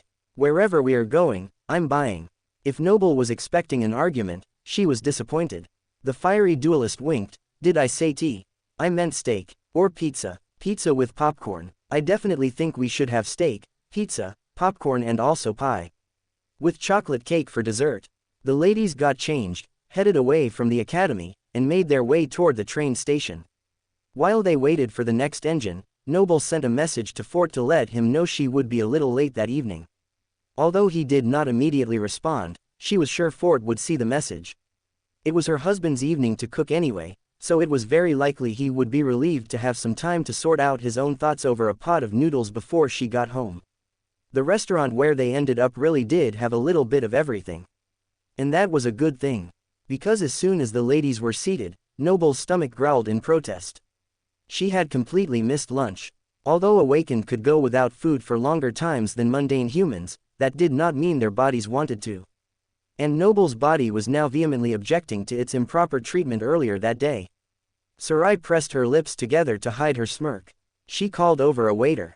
Reading the name tag, she said quite seriously, Larry, please bring one of every appetizer you have. And hurry, or this awakened here might die of hunger. Noble puffed out her cheeks before plastering on a smile when Larry looked her way. If you would hurry, that would be lovely. Of course. The man left and returned immediately with a couple of salads, promising to bring more as soon as it was available. After both of them had consumed a good portion of the leafy greens, Sarai set down her fork. I'm ready when you are. Noble pushed her own plate away from her. More would be coming soon anyway. I am not sure where to begin, really. The professor had been mulling over exactly what to say since they left the academy. Maybe start at the beginning. Tell me anything and everything you like. Sarai nodded her encouragement. The beginning, right, okay then. Noble took a deep breath. It was time. You already knew my family fled North America when the Category 5 gate hit. I was young, but I remember it vividly. We settled into the NQSC, father's job transferred here, and things settled into a new normal. You know, I almost made it out of the teen years without being infected by the spell. The day before I turned 18, though, I became exceptionally sleepy. You can guess how that turned out. The professor sighed. Every awakened has been in that spot. Except for possibly the crazy legacies, it is terrifying. The lovely baker had been infected slightly earlier, and Sarai imagined that thinking she might actually escape the spell only to be caught at the last possible moment would be much harder. Noble nodded. On a happy note, when I came out of my first nightmare and entered the academy, a very handsome government agent did my initial interview about my experience in the nightmare. I was very flustered, but he did his best to make me feel comfortable. Let me guess, that man was Fort. Sarai smiled. I didn't find out until later that it wasn't his regular job. In hindsight it made sense. He was only a few years older than me and seemed just as nervous as I was. I half think Dad chose him and somehow assigned him the job on that particular day because he knew that Fort was something special. I never got to ask my father, though. Noble trailed off for a moment as another plate of food was brought to the table. When the waiter was gone, Sarai picked up the story. You never got to ask him because he died, right? Glad not to have to say the words aloud, Noble simply nodded. There was an accident while I was still at the academy. I was barely able to attend the funeral in the middle of preparing to enter the dream realm for the solstice. It was a very bleak time in my life. If not for teacher Julius, my mother, and a few others urging me forward, I probably would have given up. Everything looked so hopeless. I'm glad you didn't give up. Sarai held her friend in high regard. Things would not be the same without her. Me too. Rather than give in to the sadness, I worked harder than ever to push through the darkness to awaken as quickly as I could. And I did. I have never seen my mother so relieved as when I hugged her after returning. I think she had already buried me in her mind because she looked like I had come back from the dead. Noble sighed. I suppose in a way I had. All sorts of opportunities open up to you when you become awakened. Sarai herself had been able to accumulate enough funds to open her bakery. That would have been nearly impossible to do otherwise. The professor chuckled lightly. She took a sip of water before continuing her thoughts. All sorts of opportunities, indeed. Some are more appealing than others. For me, the most attractive opportunity was the man who gave me my interview after coming out of the dream realm the first time. Noble flushed. I don't suppose it could be Fort a second time. Sarai winked. He says it was fate, but I think he pulled some strings to see me again. Since I was already a high-ranking citizen, there was not much help he could give me on that front. But when I mentioned I was considering going to Bastion as my anchor, he did tell me of his concerns. With his help, I was able to station myself at Ender's Deep. I cannot thank him enough for that kindness. The more she spoke, the more Noble felt the anger she had been feeling towards her husband dissipate. Did you begin dating after that? Sarai began to dig into a pizza that arrived at the table. The cheese stretched as long as her arm before breaking off for her to eat. Goodness no, we weren't in the same place in life. He might not have been much older than me, but he had a job and a career already started. I was figuring things out. So I went to a university and we kept in touch here and there. I will admit I did have feelings for him that developed over time, but it felt like he was keeping me at arm's reach. At last, he asked me out on a few dates. They were perfect, yet incomplete. We would have deep conversations, but it always felt like I was missing something in his life. We went on like that for many months. A sporadic date, but nothing too serious since we were both very busy. I would always come close to asking what was going on, and somehow I could never bring myself to voice the question. He also often seemed on the verge of some great admission, but it just never came. So although we were never dishonest, it still felt like there was a wall between us that we had not overcome. 6 months in, I decided enough was enough. I was falling hard for him, and I had the right to know what the man I cared for was holding back. I went to his apartment to ask him if he was seeing someone else. We had never explicitly said we were exclusive, and I needed to know where we stood. Noble paused and raised her eyebrows at Sarai. If he was seeing someone else, I had told myself it was fine and I would let him go. The other woman was now on the edge of her seat. Well, what happened? It turned out I was right. There was someone else in his life. The professor cut her eyes at her friend. Who? Another woman? Sarai gasped. Noble's lips curled into an ironic smile. Oh friend, if only it had been that simple. Nervous beyond what she thought reasonable, Noble steadied herself before knocking on the apartment door. She had only been to Fort's place once before when he was running late and asked her to meet him here. He had come out so fast that Noble hadn't even gotten a good look inside. That was part of what had her suspicious, actually. Fort was happy to go wherever Noble wanted and had even met her mother a few times. The two liked each other so much that they planned to attend a concert together by a musician they both enjoyed. But apart from a couple of work colleagues and a rather eccentric friend, Noble hadn't met much of Fort's social circle, and she had never been invited into his home. Maybe she was making a big deal out of nothing. Or maybe her instincts were right and there was something huge she was missing. Either way, it was better to clear the air sooner rather than later. It is worse being in the dark, Noble assured herself. Holding her breath, the slender awakened knocked on the door. The sound rang like cannons in her ears. Or perhaps that was her heartbeat. The silence felt interminable, but eventually the bolt on the door slid away and the doorknob turned. Noble gasped as an unfamiliar face of a boy appeared in the doorway.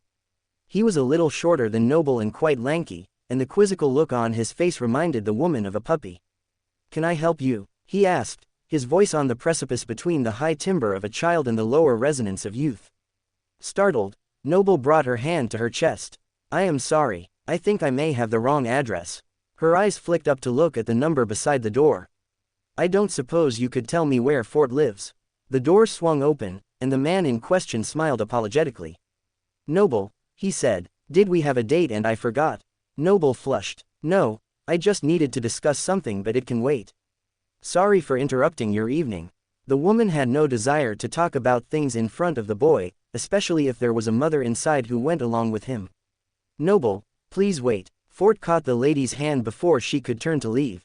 The action was not lost on the child watching. "Noble, this is the girl you are dating.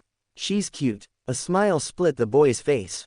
"Seb, It isn't polite to comment on women's looks like that. Anyway, the words you were looking for were stunningly beautiful. Fort also smiled tentatively. Despite their difference in age, the two males definitely resembled one another. And it also isn't polite to leave the woman you love on your front doorstep, Seb returned Fort's scolding. Duly chastised, the man grimaced and rubbed the back of his neck. Would you like to come in? Noble hesitated. However, she had come this far and based on the child's reactions, Seb had at least heard of her even though the reverse was not true. If I leave now, I'll just spend all night worrying about it anyway. Thank you. Noble entered the apartment and removed her sandals. The apartment was homey but bland. It was very clear the two males living there had no mind for decor. Seb led Noble over to the well-loved couch and sat down right next to her. He opened his mouth to speak but was quickly cut off by his elder. Seb, I know you have a lot of questions, but could you give us just a few moments? Please. Fort's last word was to stall the objection already forming on the boy's lips. Seb pushed down his frustration and gave a terse nod. I'll listen to music in my room.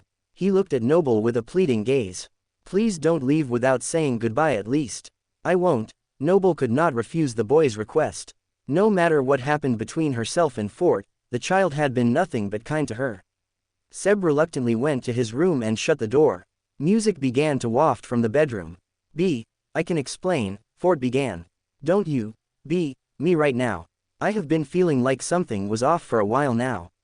I just didn't expect this.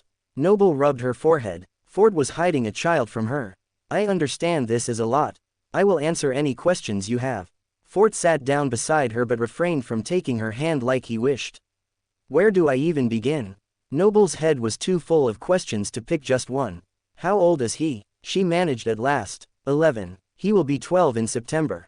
Fort answered easily. Noble's eyes opened wide. I am just now doing the math. Either you lied about your age or you were a teen parent.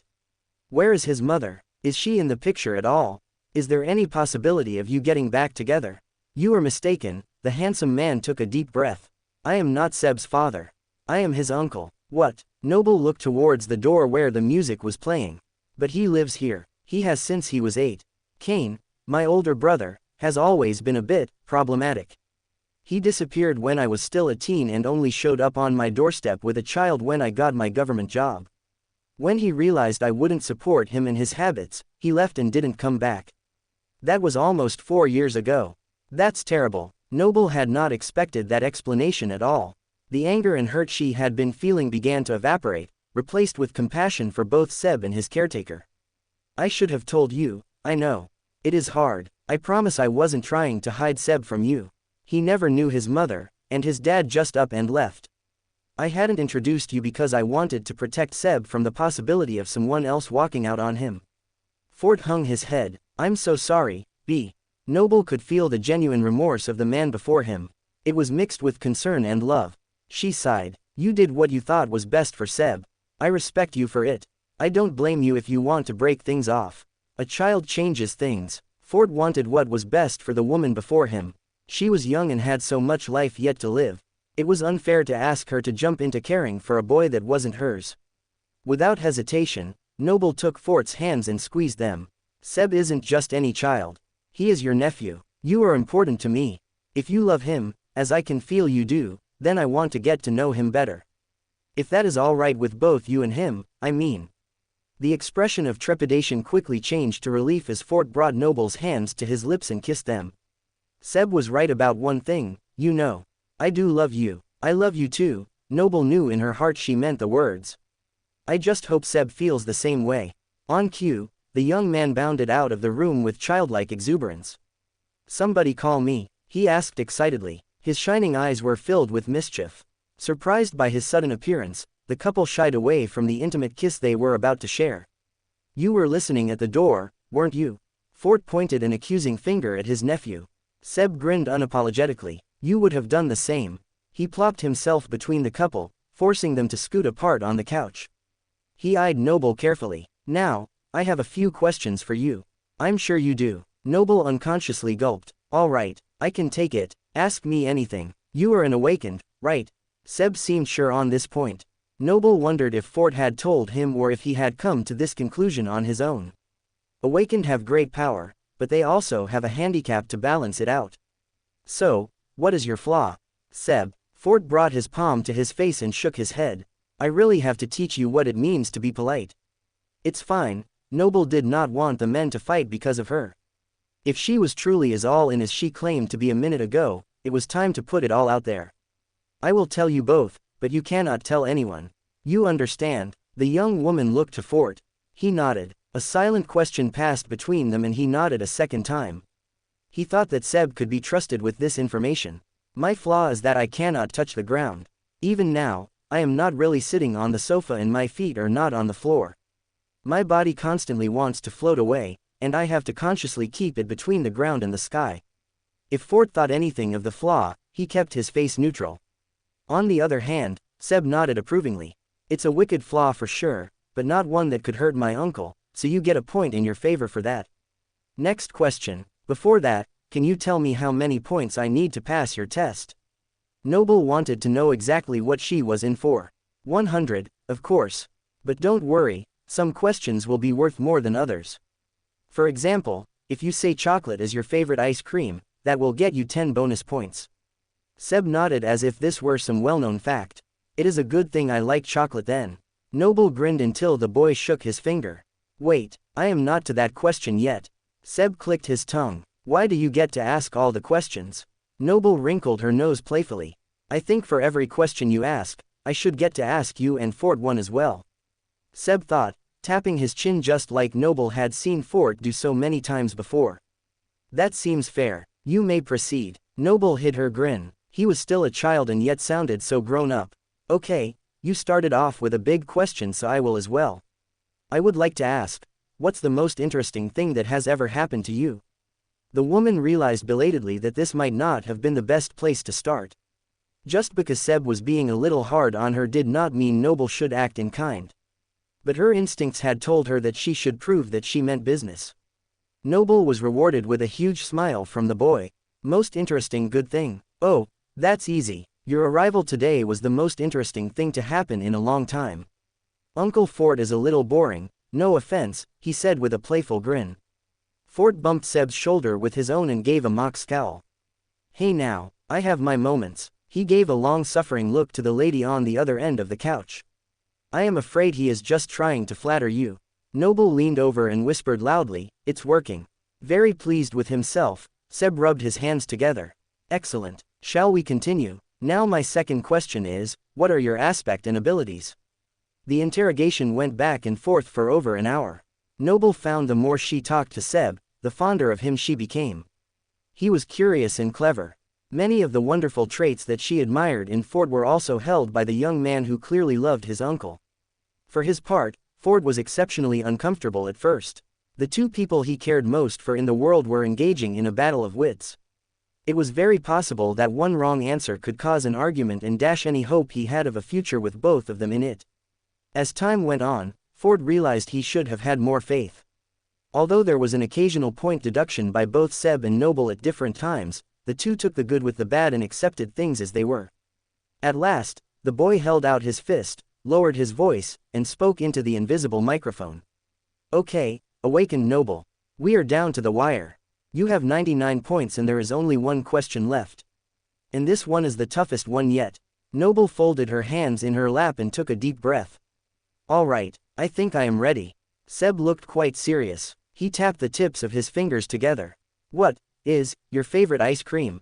Biting her lip, Noble tapped her chin in deep contemplation. Going to be honest with you, I did not see this one coming at all. I think, I will have to go with chocolate. Ding ding ding. We have a winner. You have 109 points. A new record. Seb imitated the cheer of a crowd. Noble waved her hands in the air in celebration before lowering one onto the boy's shoulder. You are a winner too, Seb. 100%. Ford is very lucky to have you in his life. To her surprise, Seb opened his arms and hugged her in response to her words. Touched by the action, Noble embraced him back. The boy melted into her arms. All right, Uncle Ford, I approve, Seb said after he let Noble go. I am glad. Ford felt a huge weight lift from his shoulders. It was heartening to see that the woman he loved and his nephew were getting along as if they had known each other their whole lives. You two are allowed to be together on one condition. Seb looked between them to make sure they were taking him seriously. Both adults tensed. "What's that?" Noble asked, genuinely curious. The boy straightened his shoulders. "When you get married, you adopt me. There is no way you are leaving me out of any family you make." "Seb," Ford began. The boy had mentioned this sort of thing before, but never so bluntly. Nob could feel the boy's yearning for a permanent home. She needed to allay his fear. "You were his family first. It's a long way off and not nearly certain yet, but if we get married and that is truly what you want, we will do whatever we can to make that dream come true." Noble smiled at Ford and then at Seb. She held out her hand in front of her. "Deal." The boy placed his hand on top of the Noble's in agreement. "Uncle Fort." Seb's pleading gaze was mirrored by the woman beside him. Outnumbered and not at all opposed to the idea, Fort simply shrugged. "You heard the lady. It's a deal. How quickly after that did you get married?" Sarai handed her empty plate to Larry as he cleared the table. "Not too fast. At least from my perspective, I would say that things moved very naturally." Noble tucked a stray strand of hair behind her ear. "Once the wall between Fort and I had been broken down, I found that I did not want to spend time apart from him. He confided that he felt the same way. So 3 months before I graduated from the university, Fort proposed and we were married the week after I received my degree. Perhaps 22 was a bit young to be plunging into marriage, but looking back, I wouldn't have had it any other way."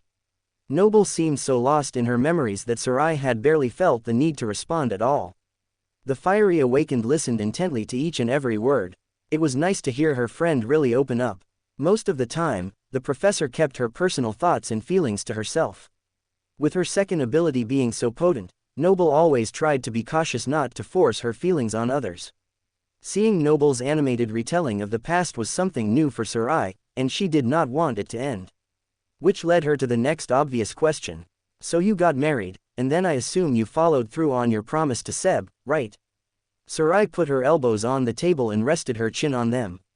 The light of the room reflected in her eyes, giving her a particularly childlike expression as she paid rapt attention. Accepting a cup of digestive tea from their dutiful server, Noble nodded. "The paperwork was all in order ahead of time, so the metaphorical ink wasn't even dry on our marriage license before we finalized the adoption. You may not know, but it is no small thing to adopt a child, even when that child is already family. The licenses and money required. The hoops we had to jump through. We almost couldn't manage it in time. But nothing was too good for Seb. So on the day we wed, Seb officially became our son and a true citizen of the NQSC. My mother was more than happy to watch her new grandson while we went on our honeymoon. When we got back, we bought the house where we currently live and settled into our lives together. For a while, everything was perfect. Ford made enough income so I was able to stay home. Despite my husband's best efforts, raising a child and a full-time job was very difficult for him. As a result, Seb was behind both in school and in his nutrition. With my undivided help and some additional tutoring, my son not only caught up with his classmates but moved to the top of the class. And with my cooking, Seb shot up to be taller than I was in no time. It was amazing. I couldn't have asked for a better life. Sure, we had our fair share of troubles, but a walk in our favorite park could patch up almost any family squabble we had." "Sounds like a dream," Sarai said with a smile. "It was. We got 3 years of wonderful memories that I truly treasure." Noble sighed. She took a sip of tea. Its earthy taste soothed her dry mouth. "Only 3 years. That is so short. What happened? If you don't mind me asking, that is." Sarai suddenly felt very presumptuous. "I don't mind." The spell took him. I didn't see it coming. I really thought we would have more time. But 3 days after Seb turned 16, he became exceptionally tired. I hoped it was some other sickness, but it was clear very quickly that he was about to be taken into his first nightmare. We told him we loved him and remained with him until he fell asleep. After that, I stayed by his side for days. But even with his valiant striving, he must have failed the trial." Noble went quiet. Sarai knew what happened when an aspirant failed. They released a hideous creature into the waking world. Sarai wondered if Noble had had to kill the nightmare creature herself or if another awakened had been there to do the job for her. By the forlorn expression on Noble's face, the answer was easy to guess. The pain of losing one's child only to have to kill the thing that took their place, it would be more than most people could bear. The fiery awakened felt tears sting her eyes. Even though she had never met Seb, after hearing all about the young man, she felt the loss of him keenly. I'm sorry seems like an empty thing to say, Sarai admitted. But it is the only thing I have. I am so sorry, Noble. I wish I could do more. It is not your fault. It is not mine either, Noble reminded herself as she rubbed her forehead. She looked up apologetically. And just you listening to me ramble is more than enough. I know logically that it has been 11 years, but it still feels like yesterday. I miss him, you know. It should never have happened. Noble shook her head slowly. The world was very, very broken. I know the boys were too young, but does Honey remember him at all? She would have been 3 around then, right? Sarai changed the subject slightly. No, they never met, actually. Noble chuckled softly as a small smile graced her face. Though I suppose you could say that in a way, Seb is responsible for introducing us. I wish I could thank him for that. Introducing you? I am afraid I don't follow. Tilting her head quizzically, Sarai pouted. Noble glanced at the clock. That is a whole other story. How much time do you have? Sarai called their faithful server over. I think we are ready for dessert. Which one takes the longest to make? We make our chocolate soufflés fresh, so it takes about 30 minutes. Most people order that when they begin their meal so that they do not have to wait. The serious waiter seemed confused by the question. Sarai nodded. Good. We will take 2 of those. Larry hesitated. The 2 women had eaten quite a bit. Although he was pretty sure they would not leave without paying, he was hesitant to let them stay when the dinner rush would soon be coming. Are you sure? If you like I can have something else packaged up to go, ma'am. Feeling his anxiety, Noble intervened. Don't worry. I am paying and I will make it worth your while for using the table for so long. Understood, ma'am. Reassured, the young man scurried off to put in the order. Sarai leaned back in her seat and held out her open palms with a relaxed grin. Now that is settled, we have all the time in the world. You were saying, Noble took a deep breath. Well, after Seb died, to say I was upset would be a gross understatement. When was the last time you slept? Fort asked his young wife gently as he caught her staring off into space when he came out of the bedroom. I'm not tired, Noble answered, dodging the question. Sleeping means going to the dream realm, and that is where. The brunette awakened could not finish the sentence, but her meaning was clear. That was where Seb had died. Fort had noticed how his wife almost never slept anymore. At least she had finally given him a reason why. Did you give an answer to teacher Julius on if you would be interested in a position at the academy? Fort tried to change the subject slightly. No, Noble continued to look at nothing. Fort did not need to go near her to feel the torrent of sadness swirling about her. It's a good offer. You studied memories at university and I might have mentioned the research you did in your free time over the past couple of years. The man tried to coax his wife. It was nothing earth-changing. Noble sighed. I don't see how I would be of any use at the academy. You won't know unless you try. Fort was met only with silence. He rubbed his forehead and ran his fingers through his blonde hair. I didn't want to have to do this, he muttered. Noble looked at him for the first time. Her eyes were so gray that they looked devoid of color. Do what? Fort took his wife's hand. My love, you have been in the house for months. It isn't healthy. I am not allowed to be sad. Noble pulled her palm away. She rubbed at her eyes, her tears having gone dry long ago. Of course you are. I am sad too. But refusing to live your life will not bring Seb back. Fort took a step back as Noble's head snapped toward him. Oh, and what will bring him back? Tell me and I will do that instead. There was a fire in the woman's eyes, but to Fort, that was better than the emptiness he had seen before. Nothing will. But staying here and not moving forward does not honor Seb's memory. Fort softened his tone and sat on the sofa next to his wife. Thankfully she allowed him to pull her close against his chest. Breathing in his scent, Noble relaxed a little. Her heart, which had been beating erratically, slowed to a steadier pace. I'm sorry, Fort said after a moment. I didn't come out here to fight. I actually came out here to tell you something. When his wife did not immediately respond, he took it as an invitation to continue. I know it is my day off, but I picked up an extra government assignment. Someone called in sick, and a message went out looking for a volunteer. I took it because the pay was very good. Problem is, it is in the outskirts. The last bit caught Noble's attention. The outskirts were not somewhere Noble had ever gone to in the NQSC, but she had certainly heard stories. Life was short and barely livable out there, and the people who did survive were not usually ones you would want to run into in a dark alley. In short, it wasn't a safe place to visit. You are going to the outskirts. Noble raised her eyebrows at her husband. You are taking an escort, right? It didn't mention one in the job description. It shouldn't take too long. I'll be in and out in no time. It should be fine, most likely. Fort winced at the last two words. Fort, you mean to tell me you are planning on leaving me alone at the house on your day off? Noble's eyes swirled, the small fire in them growing. To go to the outskirts with who knows what kinds of trouble, and I am just supposed to stay here and worry about you until you get back. She glared at him. I mean, the man rubbed the back of his neck, causing his wife to pull away. There's no way in two worlds that I am going to let you go by yourself down there. I am going with you. Noble stood and crossed her arms, daring her husband to argue. Instead, he opened his eyes wide. You want to go to the outskirts? What if we run into trouble? I can cause more trouble than anything we might meet down there, I assure you. I'll be your bodyguard. Noble pushed up her sleeves protectively. With her powers, she could send people who tried to bother them floating away or even push her emotions on them to scare them away. A female bodyguard does sound very attractive. A smile crept its way onto Fort's face. I better be the only female bodyguard you ever have. The woman shoved her husband lightly against the couch before turning away. Let me get changed. Noble floated into the bedroom and Fort leaned back on the couch, placing his hands behind his head. He wiped the smug grin off his face as soon as he heard his wife open the door to return. When you said you didn't want to have to do this, did you mean tricking your wife into getting out of the house by putting yourself in mortal peril? Noble watched her husband's face pale. Well, Fort cleared his throat and looked away. He expected an argument, but instead two slender hands wrapped around his neck and pulled him into a hug. Thank you, she whispered, for caring enough to trick me. The words were confusing and contradictory, yet Fort could feel the warmth behind them. Anything for you, my love. A short while later, they were on the train and traveling at a staggering speed. The engine pulled them over the towering bridges and back to the ground at each stop.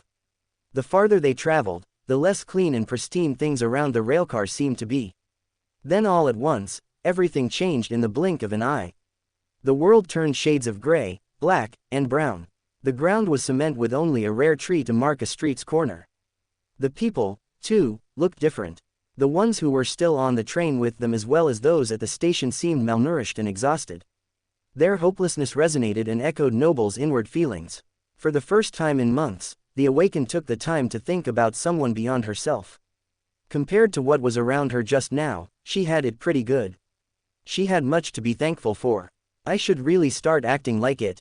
Of course, thinking it and putting it into practice were two very different things. Change would take time. We have been on here a long time. Just how much farther are we going? Noble asked her husband. Fort looked down at his communicator and checked the map. One more stop should do it. And where exactly are we headed? You didn't say. The woman had been so far in her own head that she hadn't thought to ask until now. How selfish had she been being? We are heading to a government facility for a spot check. The inspector I am filling in for is supposed to make a walk through every 6 months and the report is due today. Fort answered his wife with a smile. I know you are going to make a joke about government efficiency. I would never. Just because Noble knew how difficult it could be to get things moving didn't mean she would make a joke at her husband's expense. He was the most diligent person she knew. What kind of government facility would be in the outskirts? She wondered idly as they finally came to their stop. Her question was answered shortly as the couple stared up at a stark building with black lettering over the door. You did this on purpose. Noble clenched her fists and fought back tears. We cannot replace Seb with another child. He is not a pair of worn-out shoes. He was our son. How could you even think of such a thing? I didn't. I swear I didn't know this was where we were going. I was just trying to get you out of the house. All the blood had drained from Fort's face. His hands shook as he turned around the datapad. All I got was the address and the forms to fill out during the inspection. It did not even occur to me that orphanages were government facilities. If Noble could not feel the genuine fear and remorse radiating from her husband, she would have been tempted to call him a liar. It was exceptionally hard to be angry when her husband had genuinely been trying to pull her out of the dark place she was in. While Fort's method may have been misguided, Noble had to admit that being on the train and around people had been the first time in months she did not feel like crawling in a hole and disappearing. She looked at the building, a new wave of anxiety washing over her. This was not Fort's fault. Some cruel twist of fate had brought them to this point. The man beside her seemed equally apprehensive about entering the building. Maybe even more so. Noble had been so overwhelmed with her own grief that she hadn't given much thought to how much pain Fort was experiencing. She thought about him now, and it filled her with guilt. Fort had processed Seb's death in his own way but had spent a considerable amount of time caring for his wife at his own emotional expense. It was time for her to take that burden from him. Interlacing her fingers with his, Noble smiled softly at her husband. I believe you didn't know. If you want to leave, I will support you in that. If you want to finish this job, I will help you with that. Fort glanced over at the window. A child had evaded her caretakers and was staring out at the cloudy sky.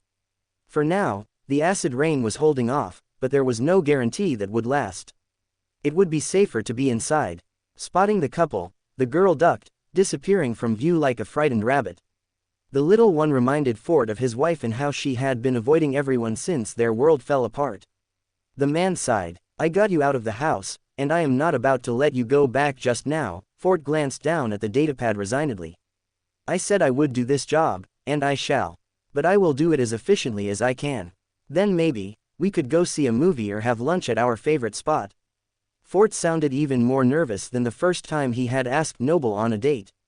The vulnerability in his voice made Noble's heart flutter. A movie sounds good. Romance or action? I saw an ad on the train for a film on Saint Bloodwave's ascension. The woman offered with a faint smile. Anything as long as it is with you. Fort was bolstered by the warmth of his wife's hand in his. He straightened his back. All right, I think I am ready. You? Noble's smile widened. Not at all, but let's go anyway. I love you. Fort pulled her hand to his lips and kissed it. I love you too. Noble felt her cheeks flush. Before the couple could say any more, the door to the orphanage creaked open and a woman with a tight braid peered out at them. She looked at the two well-dressed individuals, trying to gauge their intention over the top of her wide-rimmed glasses.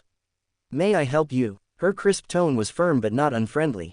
My name is Fort, and I was sent in place of your assigned agent to conduct today's inspection. Fort dipped his head slightly as he held out the data pad showing his credentials. The woman's eyes opened with surprise. I do hope nothing has happened to Virgil. She straightened her starched collar absent-mindedly. Just a bit of a cold, I think. Nothing to concern yourself with, ma'am. May we come in? Fort paused. Opal, I am the orphanage's facilitator. Opal opened the door farther, allowing the two visitors to enter and take asylum just as the first drops of rain fell to the ground. It is nice to meet you. I am awakened Noble. The woman offered her hand to the facilitator. Opal took it, releasing her wide skirt to reveal something that would have rather stayed hidden. Oh, hello, Noble chirped as she bent down. The little girl ducked farther behind Opal but not before Noble recognized her. You were the one in the window a moment ago. Did you alert Miss Opal to our presence? The couple had not yet knocked when the door was answered. The facilitator blanched. I promise we do not make a habit of letting children wander around unsupervised. This little one is a new arrival and hasn't learned all the rules yet. I will have someone get her and return her to the appropriate room. Opal pulled out a communicator from her jacket pocket. It was clear she knew that the incident would be counted against her, and she wanted to show that she did know how to run things. Still bent down, Noble felt a sudden surge of fear hit her in the chest. The child was terrified. Pulled by a force greater than any call from a nightmare gate, Noble was compelled to act on behalf of this little child. Can she not walk around with us? At least until we reach her room in the natural progression of things. Fort locked eyes with his wife and they exchanged a silent conversation. He hesitated but eventually shrugged. That is fine with me as long as Miss Opal has no issue with it. Opal's face relaxed slightly. Whatever works for you, Inspector Fort. Is that all right with you, little one? Would you like to walk with us? Noble looked at the child. She couldn't have been more than 3. Oh, she hasn't spoken since she got here, Opal explained quickly lest Noble think the child was rude. Not spoken even a single word. Are you sure? Is it lack of will or ability? Fort immediately wished he could take back his questions when the little girl looked at him. She was so innocent, and his words could have been easily taken the wrong way. Fortunately, the child seemed more curious than hurt. I do not have the cases of all the children memorized, but I believe she is just shy. Would you like me to check? Opal again felt self-conscious about not being able to seem competent in front of the inspector. No need, I am sure it was just idle curiosity and not something Fort needs as part of his report. Noble waited for her husband to confirm. Awakened Noble is correct. This is just a routine inspection. It would be unfair for the government to expect you to know every detail of every child. Fort continued to look at the little girl. I am sure you are quite clever. You will speak when you are ready. The child graced him with a sheepish smile and nodded slowly. Noble held out her hand toward the tiny creature. Do you want to walk with me? I've never been here before. The floating awakened felt a myriad of emotions emanate from the dark-haired babe. Coming to a decision, the child reached out her bony fingers and placed them in the woman's palm. Everything was settled. Very good. Ford opened his datapad and brought up the list of tasks that he needed to complete. He pulled out a stylus to take notes more easily, then placed it expectantly onto the screen. Shall we begin? When she had arrived at the orphanage, Noble had been unsure of what to expect.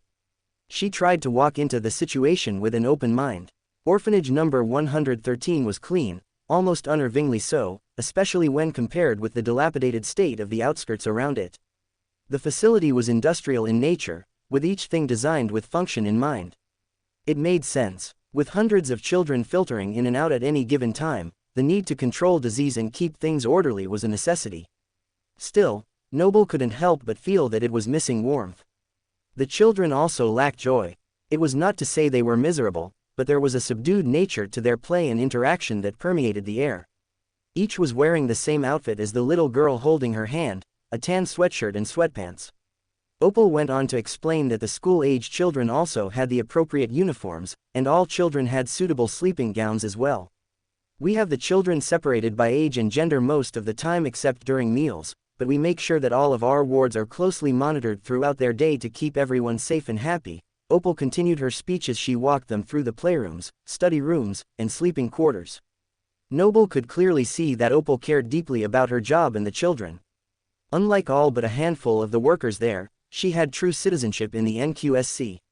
That kind of status could have granted her access to any number of positions, yet she was here. Noble respected the facilitator very much for her commitment to making whatever difference she could in the hopeless situation. As Ford checked all the boxes and made all the appropriate notes, Noble spent most of her time gauging the emotions of the child next to her. The girl's heart raced in excitement as they passed through one of the bigger kids' areas. Many were playing a game with a single ball, and the child seemed riveted by the scene. A tall boy hit the ball directly at his much shorter counterpart. The dark-haired child caught the toy in his pale hands, signaling the first young man was out. The little girl hopped excitedly. Does that make you happy? Noble whispered with a conspiratorial smile. With an impish grin, the girl nodded. Do you get to play that game with your friends? The awakened felt the child's emotions sink into sadness. She pursed her lips into a pout. I see. Well, I do hope you can play sometime soon. Noble wasn't sure what else to say. She had no power to change anything here. Even her wish for the future somehow seemed empty. There was nothing Noble could do to make the wish come true. Continuing on, the girl loved the room for meals but hated her sleeping quarters. What child likes to sleep? Noble hid her grin. Even though the little girl never spoke, Noble felt like she was seeing the orphanage through the child's innocent eyes. The little one had clearly had a rough life. She had lived in the outskirts and lost both her parents to end up here, but she still went around with wide-eyed curiosity. This was particularly true when they entered the kitchen, which the child had clearly never seen before. The government tried to supply at least one meal a day that was not synthpast. And just now large pots of something were being boiled for the lunchtime meal. The girl tried to see into one of the pots, only to be asked to step back by Opal for the girl's own safety. Noble lifted her from afar, and the little one stared at the boiling liquid with her mouth hanging open. It was adorable to see her so transfixed over such an ordinary event. Noble believed that she could have watched the girl's amazement for hours and still not have grown bored. Unfortunately, they needed to move on. At last, they came to the final room, which just so happened to be the room where the child currently belonged. Noble could not help but note that they had gone past the room to look at the babies before coming back to this very spot. Not that she minded, she was becoming quite accustomed to her tiny walking companion. Ford looked through the room and noted a few places that could use some attention. I am just being nitpicky at this point. You have done a very fine job here, ma'am. My staff and I do our best, Opal responded, a flush of pleasure rising to her cheeks. Thank you for noticing our hard work. Ford shook the woman's hand. Thank you. You made my job quite easy. Noble looked down at the child holding her hand. It felt natural having her there. For the first time in months, the awakened could truly say that she had forgotten her own sadness while being there. It was nice to let go of that burden, even if the effect was only temporary. Noble knelt and looked the child in the eyes. I suppose it is time for me to go. It was a pleasure to meet you. Do you want to say goodbye to awakened Noble? Opal encouraged. Instead, tears formed in the little girl's eyes. Noble panicked, searching for anything she could do not to leave the child behind to cry. No need. This isn't goodbye. I will be back. You will? Fort asked. You will? Opal was equally confused. The girl, too, looked at her uncertainly. Do you not allow volunteers? Noble tried to think quickly. We do. Opal nodded slowly.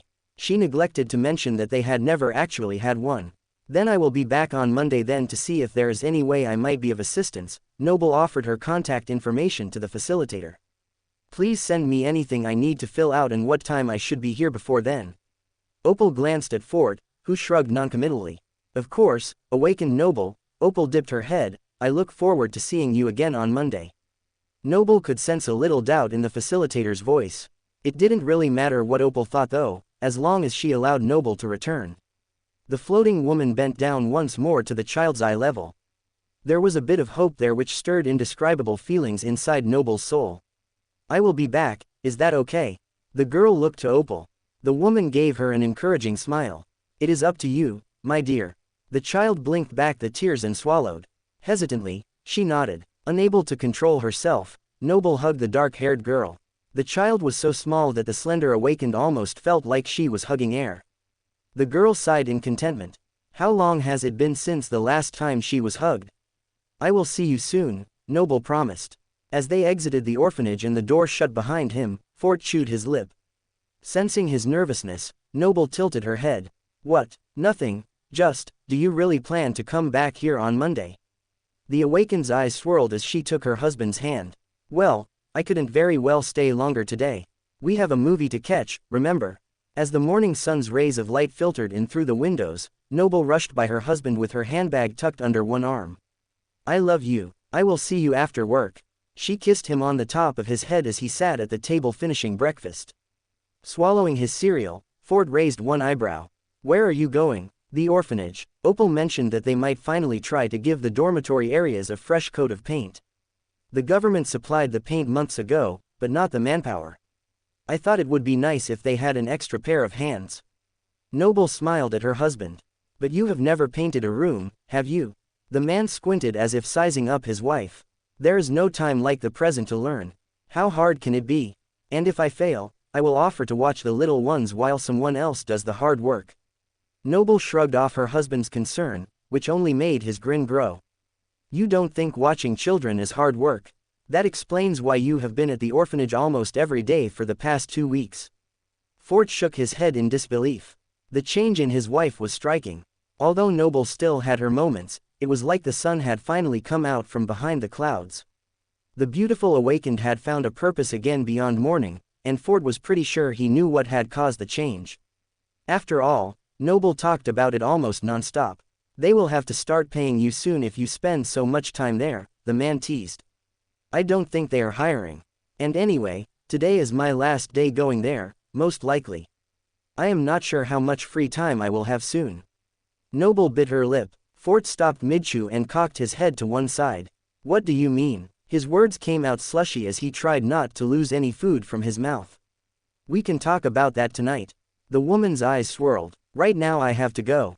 Noble turned quickly and floated to the door, not bothering to step with only her husband to watch her. Not so fast. Fort's words forced Noble to stop in her tracks.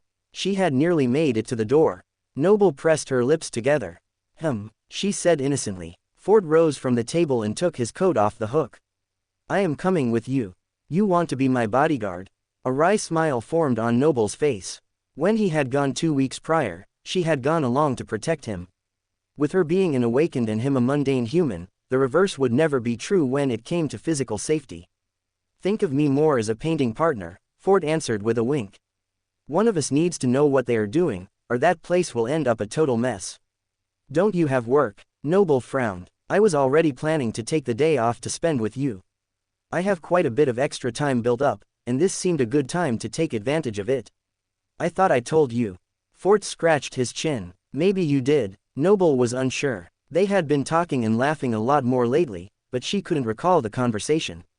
I would be honored for you to come with me. Maybe your presence will be enough for the little miss to say, boo, at last. Ford knew exactly what, little miss, Noble was talking about. The child who had toured the facility with them had yet to say a word to Noble despite her now frequent visits. I would hate to be the one to break that spell. Ford opened the door. They headed out onto the quiet street. Are you kidding? If you get her to speak, I would be so happy I could kiss you. Noble nodded. You know you can do that anyway. Ford wrapped his arm around his wife's waist. Good point. Noble kissed her husband quickly, but he pulled her closer, refusing to release her from his embrace. Ford, the neighbors. Noble blushed, glancing around. What? They know we are married, don't they? Ford chuckled as he continued to trap her in his arms. You must not hate my attention too much, your awakened body is far stronger than mine. It wouldn't take much for you to break my arm. Don't tempt me, she smirked and pecked him on the cheek. With a sigh, Ford let go and took the woman's hand instead. They moved along in companionable silence. The world somehow seemed brighter than it had. Perhaps it was the clouds. They did not promise rain, but refracted the sun and set the entire sky aglow. But it was more than that. Noble couldn't put her finger on it, but there was a lightness in her spirit that had been missing for a long time. Orphanage 113 looked exactly as Ford remembered it, but the sight of the building no longer filled him with dread. He hesitated to name what emotion he was feeling just now. Noble knocked once before the door flew open. Always right on time, Opal greeted Noble before her smile faded slightly. Inspector Fort, I was not expecting you. We do not have an assessment today, do we? I was not informed. I am here today purely on a humanitarian mission. I was told you might need some help painting. Fort smiled, realizing he probably should have given the facilitator at least a little warning. Fortunately, Opal did not question his motive. Come on in. Someone has been waiting most anxiously for you to arrive. She will be extra excited to see you both. The woman had barely gotten the words out when a little girl came barreling past her to wrap her arms around Noble's skirt. Hey, honey, Noble hugged the child warmly. Are you calling her honey now? Fort patted the child on the head while faking a pout at his wife. Not normally. It just came out. Noble flushed. I see you snuck away from your room again, little one. I really must have a word with my staff. This is getting out of hand. Opal clicked her tongue, but she did not actually seem angry. Tucking her datapad under her left arm, she took the child's hand and moved to return the girl to her group. Excuse me, I will be right back. If you don't mind, and it isn't against the rules, could she keep us company while we paint? I assume there will be staff also painting. The only reason I ask is that she is likely to find a way to watch us either way, and it is better to know where she is than to wonder. Noble smiled weakly. It was a rather tenuous excuse, though her concern was genuine. Of all the children that Noble had served over the last couple of weeks, this dark-haired angel was by far her favorite. What are you doing? You came to say goodbye. Noble chided her own foolishness. Spending so much time around a little girl would surely only make things harder at the end of the day. The facilitator frowned. I don't think. Opal's datapad chimed, stopping her mid-thought. She looked down at the screen and her frown faded. She looked at Fort. Are you certain? He gave a short nod. Very well, I do not mind if she accompanies you today. Let me check to make sure where the paint is stored. Opal shrugged, releasing the little girl who promptly jumped into Noble's arms. The awakened eagerly picked her up. What did you do? She asked Fort with both eyebrows raised. What do you mean? Fort's grin belied his innocent tone. I know whatever just happened was because of you. So what did you do? Noble pressed. I just convinced her that it would be all right, Fort winked. The floating awakened wanted to know exactly what he had done to get such a result. Perhaps she could find out later. Thank you. Don't thank me yet, Fort told her cryptically. A smile broke across his face. You haven't seen my painting yet. The little girl clapped with delight as the beds of the dorm room all lifted from the walls and landed in the center of the room. Noble brushed off her hands, quite pleased with the work. That just saved us at least an hour's worth of work. Because school was in session, some of the staff who usually watched the older children were free to help with the painting. The one who had just spoken looked at the neatly arranged beds with his mouth hanging open. Think nothing of it, happy to help. Noble used her ability to drape a sheet over the furniture. The workers shook off their amazement and gathered up their supplies. Soon they were prepared to work. Their little supervisor perched herself on top of one of the bunks and nestled down to watch. "How do you want to divide the room?" Fort asked. Opal had left them to their work, and whether Fort liked it or not, he was the most senior government agent in the room, even if he was technically a volunteer. "You all can get these 3 walls. I will paint the 4th and help the rest of you when I am finished." Noble rolled up her sleeves and picked up a single brush from the pile. "Oh, you will you?" Fort tilted his chin incredulously. The wall she indicated was the longest of them all. Naturally, Noble smirked. "You think you can paint that one wall before all of us can finish the other 3? "I do," the awakened answered easily. "How about a little competition?" Fort picked up a roller and swished it around like a sword. The action brought forth a peal of giggles from their little mascot. "What do you say?" The man coaxed the little girl. "Would you like to see us have a painting race?" The child bounced up and down on the bed with an enthusiastic nod. "You heard the boss." Ford raised both hands in surrender. "A race it is." Noble smirked. "You're on. No switching tools now. Brushes are much slower than rollers, and you might feel very tempted to change." Ford narrowed his gaze at his wife. "I will use only regular brushes and paint." Noble nodded and crossed her heart. "Good." The government agent held out his hand and the two shook. "My dear, there is one little detail you forgot." The woman's eyes swirled for a moment. Taking a step back, Ford furrowed his brow. "What's that? You told me I could only use one kind of brush, but you didn't give a cap to how many I could use." Noble opened her handbag. A dozen paintbrushes floated out and stood ready at attention. That's cheating." Fort's mouth hung open. "Is it?" his wife asked innocently. "What do you think? Can I use more than one brush?" She turned her eyes on the little one. The child giggled and gave 2 thumbs up. "The judge has spoken." Fort kicked at an imaginary rock on the ground. A hint of a smile flashed across his face. "But we will still win. Go." He turned to the other workers, and they dashed to the wall. The race was on. It took a bit of coordination, but Noble was able to get the brushes under control and working in unison in only a matter of minutes. While the awakened was sure her plan would work, she had never kept that many objects under her control to do such an intricate task. Once she figured out how to divide her attention properly, the whole thing appeared like a dance. After some trial and error, each brush took just the right amount of paint, pressed just the right amount to spread it, and left just the right amount of space between the end of the stroke and the ceiling for an edge brush to complete the job. When the work no longer required all of Noble's attention, she took a seat by the little girl on the covered bed. "What do you think? Pretty neat, no?" The child nodded, her eyes glistening with fascination and wonder. The 3-year-old shivered, and Noble reflexively held out her arm. Before she knew what was happening, the girl had cuddled up beside her and sighed contentedly. Noble's stomach knotted. Deep joy at having the little creature rely on her so heavily mixed with the guilt of what she would have to tell the child at the end of the day. "Noble would not be coming to visit again. It is better for both of us if we part ways now instead of later when it will hurt much more." However, Noble could not bear to pull herself away. It felt too natural to comfort the child. With each passing moment, she felt a little more of her resolve slipping away. "Finished." Ford wiped his brow. "I told you we would be first. Only because I felt sorry for you and sent half my brushes to help you. I am nearly done as well." Noble rolled her eyes before concentrating on the last couple of strokes. "A win is a win." The husband insisted. "Isn't it?" he asked the little girl. She laughed, pointing to the paint on the man's nose. "I am going to take that as an agreement. I want my prize now." Ford crossed his arms. "Prize? We never discussed any prize." Noble thought for a moment. "How about I treat you to lunch in the cafeteria here?" "That wasn't exactly what I had in mind." Ford was cut off as Opal hurried into the room. Dismissing her staff to complete their other daily chores before the school children returned, Opal marveled at the completed work. "The awakened really are on another level. That was a Herculean task, but you made it look easy. I don't suppose you would have time to do another room before you leave." The facilitator clasped her hands against her datapad in a silent plea. "Why would we not have time? I said I would be here all day."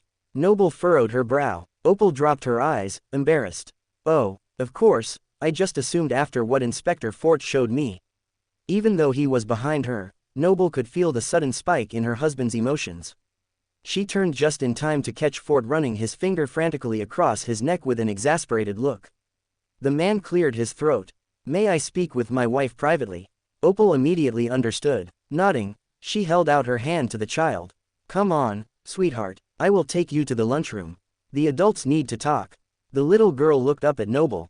Bending over, the floating awakened pressed her finger lightly under the child's chin. I'll come find you in a bit. I promise. You can use my office if that is helpful.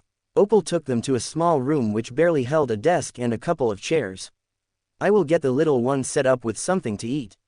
I will return shortly. The facilitator and child headed down the hall. Fort shut the door behind them and took a deep breath.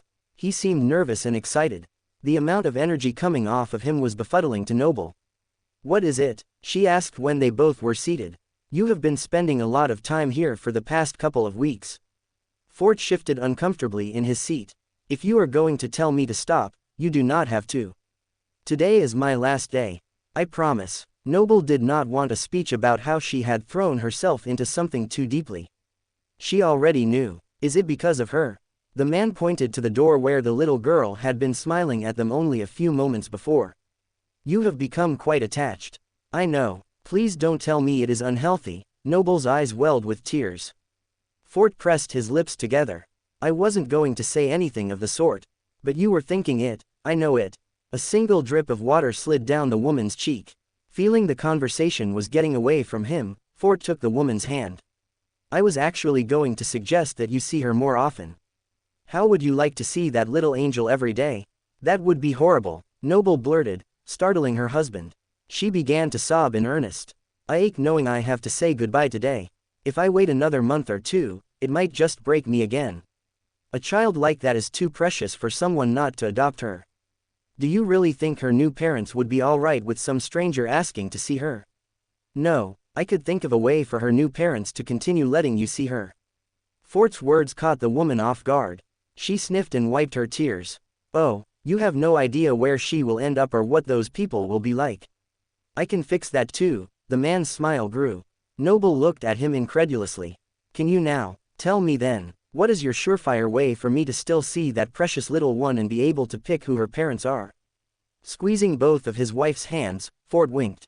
Simple. We'll be her parents. Noble pulled her hands away like her husband was made of hot coals. That's not funny. You don't want to adopt her. Fort furrowed his brow. We talked about this when we first came. I refused to try to replace Seb. Noble swallowed, feeling the stinging sensation in her eyes once more. We can never replace Seb. But there is no doubt in my mind that he would be overjoyed to know we opened our home and our hearts to another. Love is not finite, surely you know that. Fort took up her hand once more, this time determined not to let it go. Her eyes fixed squarely on the ground, Noble's voice was strained. Even if we have the desire, there is no way to adopt her. You know how the laws work. We were told very firmly when we were approved for Seb's adoption that a family is only allowed to adopt once. They tried to dissuade us from wasting our one time on a child so old. I don't think it was a waste at all, for the record.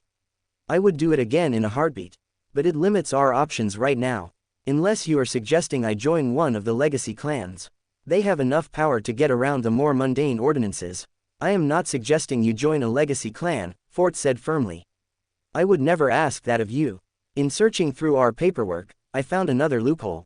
I have since had it confirmed. A loophole? Noble felt like she was being thrown for a loop herself. What nonsense was her husband talking? In the unfortunate event that the adopted child dies, the family is released from their agreement. Our status currently is just like it was before Seb legally became ours. Fort explained. We can adopt again, but the expense. We used all of our money the last time and even had to borrow from my mother. We cannot afford to do that again. Noble did not let her husband fan the ember of hope in her soul. They had only just finished paying back her mother before Seb was infected. Adopting a child was insanely expensive. The cost was one of many preventative measures to keep the population stable and prevent too many from escaping the outskirts. While Noble had no doubt this adorable little child would be wanted and adopted by someone, most children in Orphanage 113 would never remotely have that chance. It was a sad fact of life. Money couldn't solve all problems, but having enough of it certainly did help. I have some news on that front. Fort straightened his shoulders. I have been offered a promotion. I will work directly for the deputy director of my department. It comes with a considerable pay raise. We might still have to borrow some from your mother, but not nearly as much as last time. Noble pressed her lips together. I refuse to borrow from Mom. It is unfair of us to ask her to do that again, though I know she would be willing. Fort deflated like a balloon. Before you get too unhappy, I think I may have found a solution before knowing there was a problem. I was going to tell you tonight. Today is my last day at the orphanage for a very simple reason. I called yesterday and accepted the position at the Awakened Academy. We still have to settle a few things, but I go in on Monday to finalize my new job. I am going to be a professor. Noble let the words sink in. An awakened professor. Fort blinked a couple of times. My love, that's wonderful. You will help so many young people, probably helping to save their lives. I realized while volunteering here that helping others is something I really enjoy. I know you already told me this before, but now I believe it too. I can make a difference at the academy for the good of humanity. Noble blushed slightly. She felt a little pompous declaring her own worth in such a way, but she would work hard to live up to those words each and every day. I'm so proud of you for taking this step. Fort leaned out of his chair and hugged his wife. Thank you. Noble felt her heart flutter with his praise. I am very excited for you and your job as well. I should have said it sooner. You were a little distracted by my statement right before. You can congratulate me later. Fort winked. It seems we will have a few things to celebrate. With our combined incomes, we should have enough to fund the adoption without asking for help. Noble's eyes became so deep blue they were purple. It was a color that Fort hadn't seen in months and it made his own heart soar. So then, you agree? You want to become parents again? Fort waited, watching his wife's face carefully. If it were any other child, I would think we were out of our minds. But that little one is special. She needs a home, and I think it should be ours. As Noble spoke the words, she felt a great weight be lifted from her shoulders. Let's tell Opal we would like to start the paperwork. No need. The handsome man suddenly looked like the cat that ate the canary. She already has most of the paperwork she needs. The woman froze. What do you mean? There are the evaluations, interviews, home study, trainings, which have all been completed before and expire only after 4 years. Fort opened his hands, grinning like a fool while his wife did the math. The only one I had to have updated was the home inspection since we moved into our home right after we got married. I called in a favor to get that part expedited while you were gone last week. You've been planning this since last week. Noble's head began to spin. I felt the pull as soon as I saw the little angel as well. You coming back here over and over only confirmed my initial thought. The least I could do was get all of the pieces in place to make that dream come true. Fort was taken aback as his wife flew from her chair and wrapped his arms around his neck. She kissed him long and hard before pressing her forehead up against his. You are the most wonderful man I have ever known. Her eyes opened wide. Wait, did you send Opal the adoption papers this morning? Is that what made her change her mind? The facilitator had been surprised by whatever Fort had sent but had quickly altered her decision to let the child stay with them while they painted. Fort frowned slightly. Yes, I did. Are you upset that she knew before you? How can I be upset? I could never be upset about such wonderful news. Noble kissed her husband again. The whole conversation had been a roller coaster of emotions, but neither of them would have changed a thing. There was a knock at the door. May I come in? Opal asked calmly. Fort tilted back his forehead and smiled warmly at the beautiful woman. You hear that, Bee? The future is knocking. Returning to her seat, Noble was barely able to contain her joy. Come in. Opal opened the door and peeked her head in. Am I interrupting? You were right on time. Fort stood to welcome her. We were just about to come and find you. The facilitator looked between the two in her office with a hesitant smile. Her mouth relaxed as the grin slowly became genuine. Although there were tears still drying on the wife's face, they both seemed happy. I do like a well-timed entrance. How may I be of service? We would like to discuss that paperwork I sent you earlier. Fort crossed his legs and sat back in his chair. Sitting at her desk, Opal pulled out her datapad from under her arm and laid it in front of her. Excellent. So you are both in agreement and wish to proceed with adoption. I do need acknowledgement that this is what you both want. It is a serious commitment. Does she have no one else who can take care of her? No family that may miss her? These were not the words that Noble had intended to come out of her mouth, yet they tumbled forth of their own accord. Now that the question had been spoken, the awakened realized that she needed the answer. Otherwise, she would forever wonder if she was somehow stealing someone else's child. If there were any relatives, Noble knew she would feel compelled to get the child back to them, maybe even find a way to support them financially. She genuinely wanted what was best. If you do not adopt, that sweet little girl will remain here unless someone else decides to take her in. If there were any relatives to care for the child, we would have pursued that option. The facilitator answered, for now, the choices are your home or here. You decide. If she agrees, you mean. Noble remembered where Seb had signed his own acceptance of the adoption and then pledged to be a law-abiding citizen. Only older children can accept or reject an adoption. That rule does not apply to those under the age of 8. If Opal had meant to settle Noble's nerves, then she had failed. I think we would both feel better if the child we want to adopt wants to come with us. I hope that doesn't seem unreasonable, Ford intervened. Just because the law did not require it did not mean that they were forced to skip the step. The facilitator gave a small nod. I actually agree with you. I only wish everyone viewed this sort of thing with such a level-headed compassion. I will arrange a meeting now. Typing into her datapad, Opal notified one of the staff members of the request. Noble took a few deep breaths, careful not to project her inner turmoil into the room. If she were to affect the little girl negatively when she arrived, perhaps the child might suddenly reject her.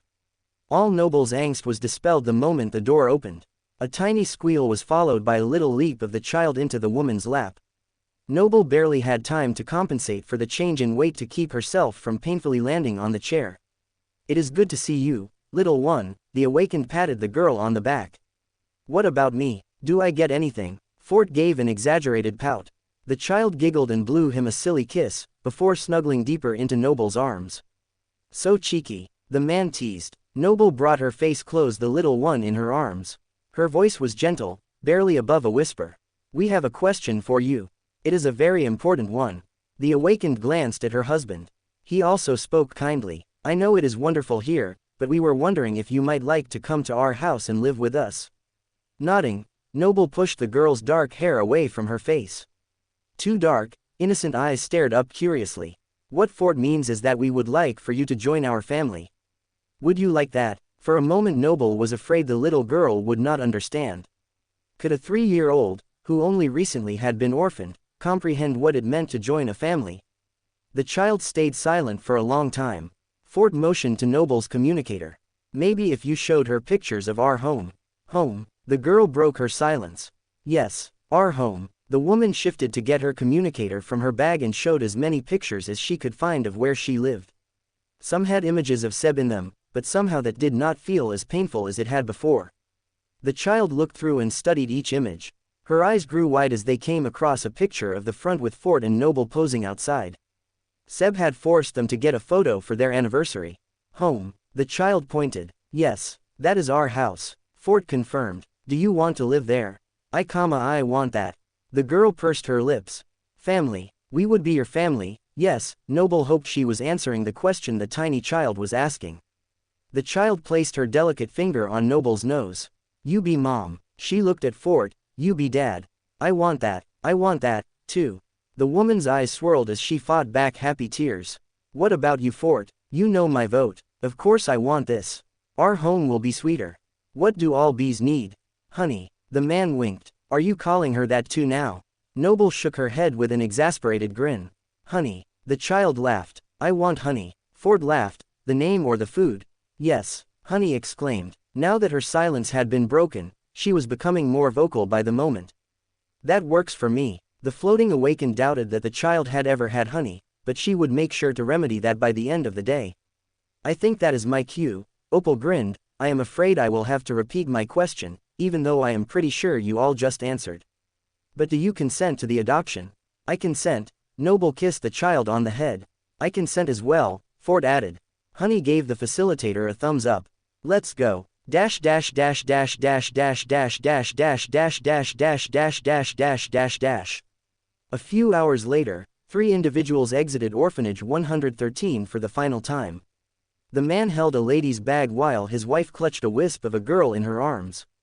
The little girl's tan sweatshirt and pants were too big and barely thick enough to keep out the chill of the coming evening. Your mom has bought some dresses and is bringing dinner over in a little while, Ford read the message off of Noble's communicator. She cannot wait to meet her new granddaughter. You two will get along very well, Noble tickled the girl. Fort smiled at his wife and daughter. They would, of course, have to finish paying all the fees before things could be finalized, but in their hearts, things were already done. His heart was full. The sun is shining and we are here. So, what do we do now? Honey's dark eyes reflected the sun overhead. She looked over her mother's shoulder and a small moment of melancholy filled her. Sensing the shift, Noble turned the question to the little girl. What do you think, honey? Where do you want to go first? The cloud of doubt quickly swept away. A smile bloomed on the child's face. Home, she answered. I want to go home.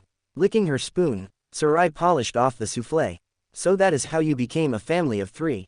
That is quite possibly the most adorable thing I have ever heard. It had its moments of adorability for sure.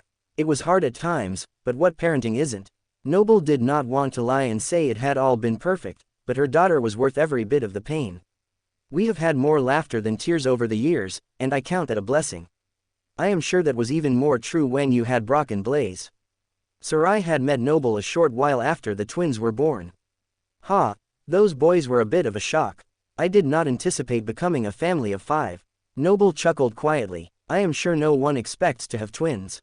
The fiery awakened agreed. I didn't think I could have children at all. Noble corrected her friend's thinking, so finding out I was pregnant with twins was a double blessing and a double shock. They are rambunctious and keep me on my toes, but I cannot imagine life without them now. They are both spunky little fighters for sure. It is too bad they don't know your alter ego. They would be your biggest fans. Sarai imagined their little chubby faces chanting Queen Bee's name. Ha, my biggest fan is Fort. You know, he wants to sell bee merchandise. He claims it is just to make more money for the kids to go to university, but really he just wants to keep it all for himself. Noble felt a pang of guilt as she said the words. Fort really was always in her corner. He is a good man. Sarai, on the other hand, was amused by Fort's antics. Is he the one who got you into dueling? Sort of. Fort bought me the pod as a diversion. It started out as a hobby, but it turns out I am pretty good at it. Noble blushed. It was an understatement, but Sarai knew what she meant. The fiery awakened frowned. I am surprised you don't train Honey in combat. You really should. I did offer recently. She turned me down. I don't want to fail like I did with Seb, so I didn't push the issue. Anyway, Honey is happy with the way things are. I don't think she would listen to me like she does others. Noble and her daughter could butt heads from time to time. That would likely be made worse if their verbal spars turned into physical ones. A shame, Sarai clicked her tongue, she could learn so much from you. I know I have. You are too sweet, friend. Noble smiled. I want to do right by you. I am not sure that is always the case. Are you kidding? You help not only me but hundreds of sleepers every year. Your research has helped more people than you will ever know, and I have no doubt that your efforts help humanity for the better. Sarai's admiration gave the other awakened pause. I suppose, she answered slowly. Noble did want to help humanity. It was why she had taken on the task of decoding her father's notes. If another gate was opening, she wanted to protect her children, her students, her friends, everyone. Doing that meant she needed to be strong. Although she tried to downplay her ability, Noble knew she was very strong. But I'm not strong enough, her thought unconsciously escaped. For what? Sarai furrowed her brow. Noble winced. To save the world, she admitted guiltily. Who asked you to? The fiery baker pressed. Noble sighed. All of humanity depends on Awakened too. Did you hear yourself? Humanity depends on all the Awakened, not just you. You aren't a real queen, you know. The tease brought a sad smile to Noble's face. Sarai narrowed her gaze. I see you trying to bear that burden alone. Stop it. No one was meant to exist in this world as an island. We are far superior when we work as a team. In life or in the dreamscape. Noble looked at her friend incredulously. Sarai had been not so subtly hinting at her desire to compete in the place between two worlds for over a week. The dreamscape, the waking world, the dream realm, everywhere. Have you not felt the difference when we fight side by side instead of sparring? The auburn-haired beauty cocked her head to one side, genuinely curious. Noble had to admit there was an advantage to fighting with someone instead of against them. Practicing moves in tandem with Sarai gave her a sense of satisfaction. Someone would have her back in the arena instead of her always having to watch it. Those who willingly conquered nightmares to become masters or saints always entered as cohorts. Did Noble really think she was better than them? Of course not. Maybe Sarai was right. The only way for her to truly be stronger as an awakened as a person was to work and battle cooperatively. What's wrong? Sarai chewed her lip under her friend's scrutiny. I'm just concerned with how easily you just talked me into that. Noble frowned. Her friend raised both eyebrows. Into what? Competing in the Dreamscape the day after tomorrow as part of a group, the professor smirked. And that group is, you and me, of course. Who else would I debut with? Noble crossed her arms. Sarai yelped, really? She leapt up from the table and hugged her friend. It took quite a bit of finesse for the floating woman to keep from bumping into the chair. Really? Noble freed her arms and hugged the woman back. She stood. Will you be ready the day after tomorrow? I will spend all my free time looking for the perfect teams to challenge. You can count on me. I will look as well, and we will get in one more practice beforehand, okay? I want to have our signs down before we go into an arena. Noble didn't speak while in the Dreamscape, and so they had developed a system of signals to communicate. It still needed some work, but was coming along. Having watched quite a few group battles over the past couple of weeks, most of the teams did not talk much during battle. Some of that was likely due to the fact that they did not want to give away their battle strategy to their opponent. The other reason was the action was far too fast and loud for conversation to be feasible. Noble looked down at her communicator. She had quite a few unanswered messages. I need to go. I will see you tomorrow for practice then. The professor began to press on the small screen at the edge of the table to pay for the meal. You go on home, I got this. Sarai stopped her. I said I would pay after I injured you. Noble still felt bad about the incident. And you can, next time. This one is on me. Sarai sent payment even as she spoke. The two parted ways with Noble feeling lighter than she had in a long time. But not too light, she reminded herself with a pale smile. There was no need to suddenly float to the moon just because she had unburdened her spirit. The ride home seemed very short and the walk down her street was lit with the last rays of the evening sun. The awakened was so enchanted by the sunset that she even greeted her neighbor's friends who had just pulled up in a PTV next door. It was that very act of friendliness that caused her to miss the figure lurking at her front door. Before she could even reach for the handle, a hand shot out and pulled her away from the entrance. Wide-eyed, she came face to face with the assailant. His voice was barely above a whisper, "We need to talk." For more thrilling fanfiction stories like this, check out my channel Fanfic Audiobook. Dive into epic adventures, mysterious realms, and legendary journeys brought to life through immersive storytelling.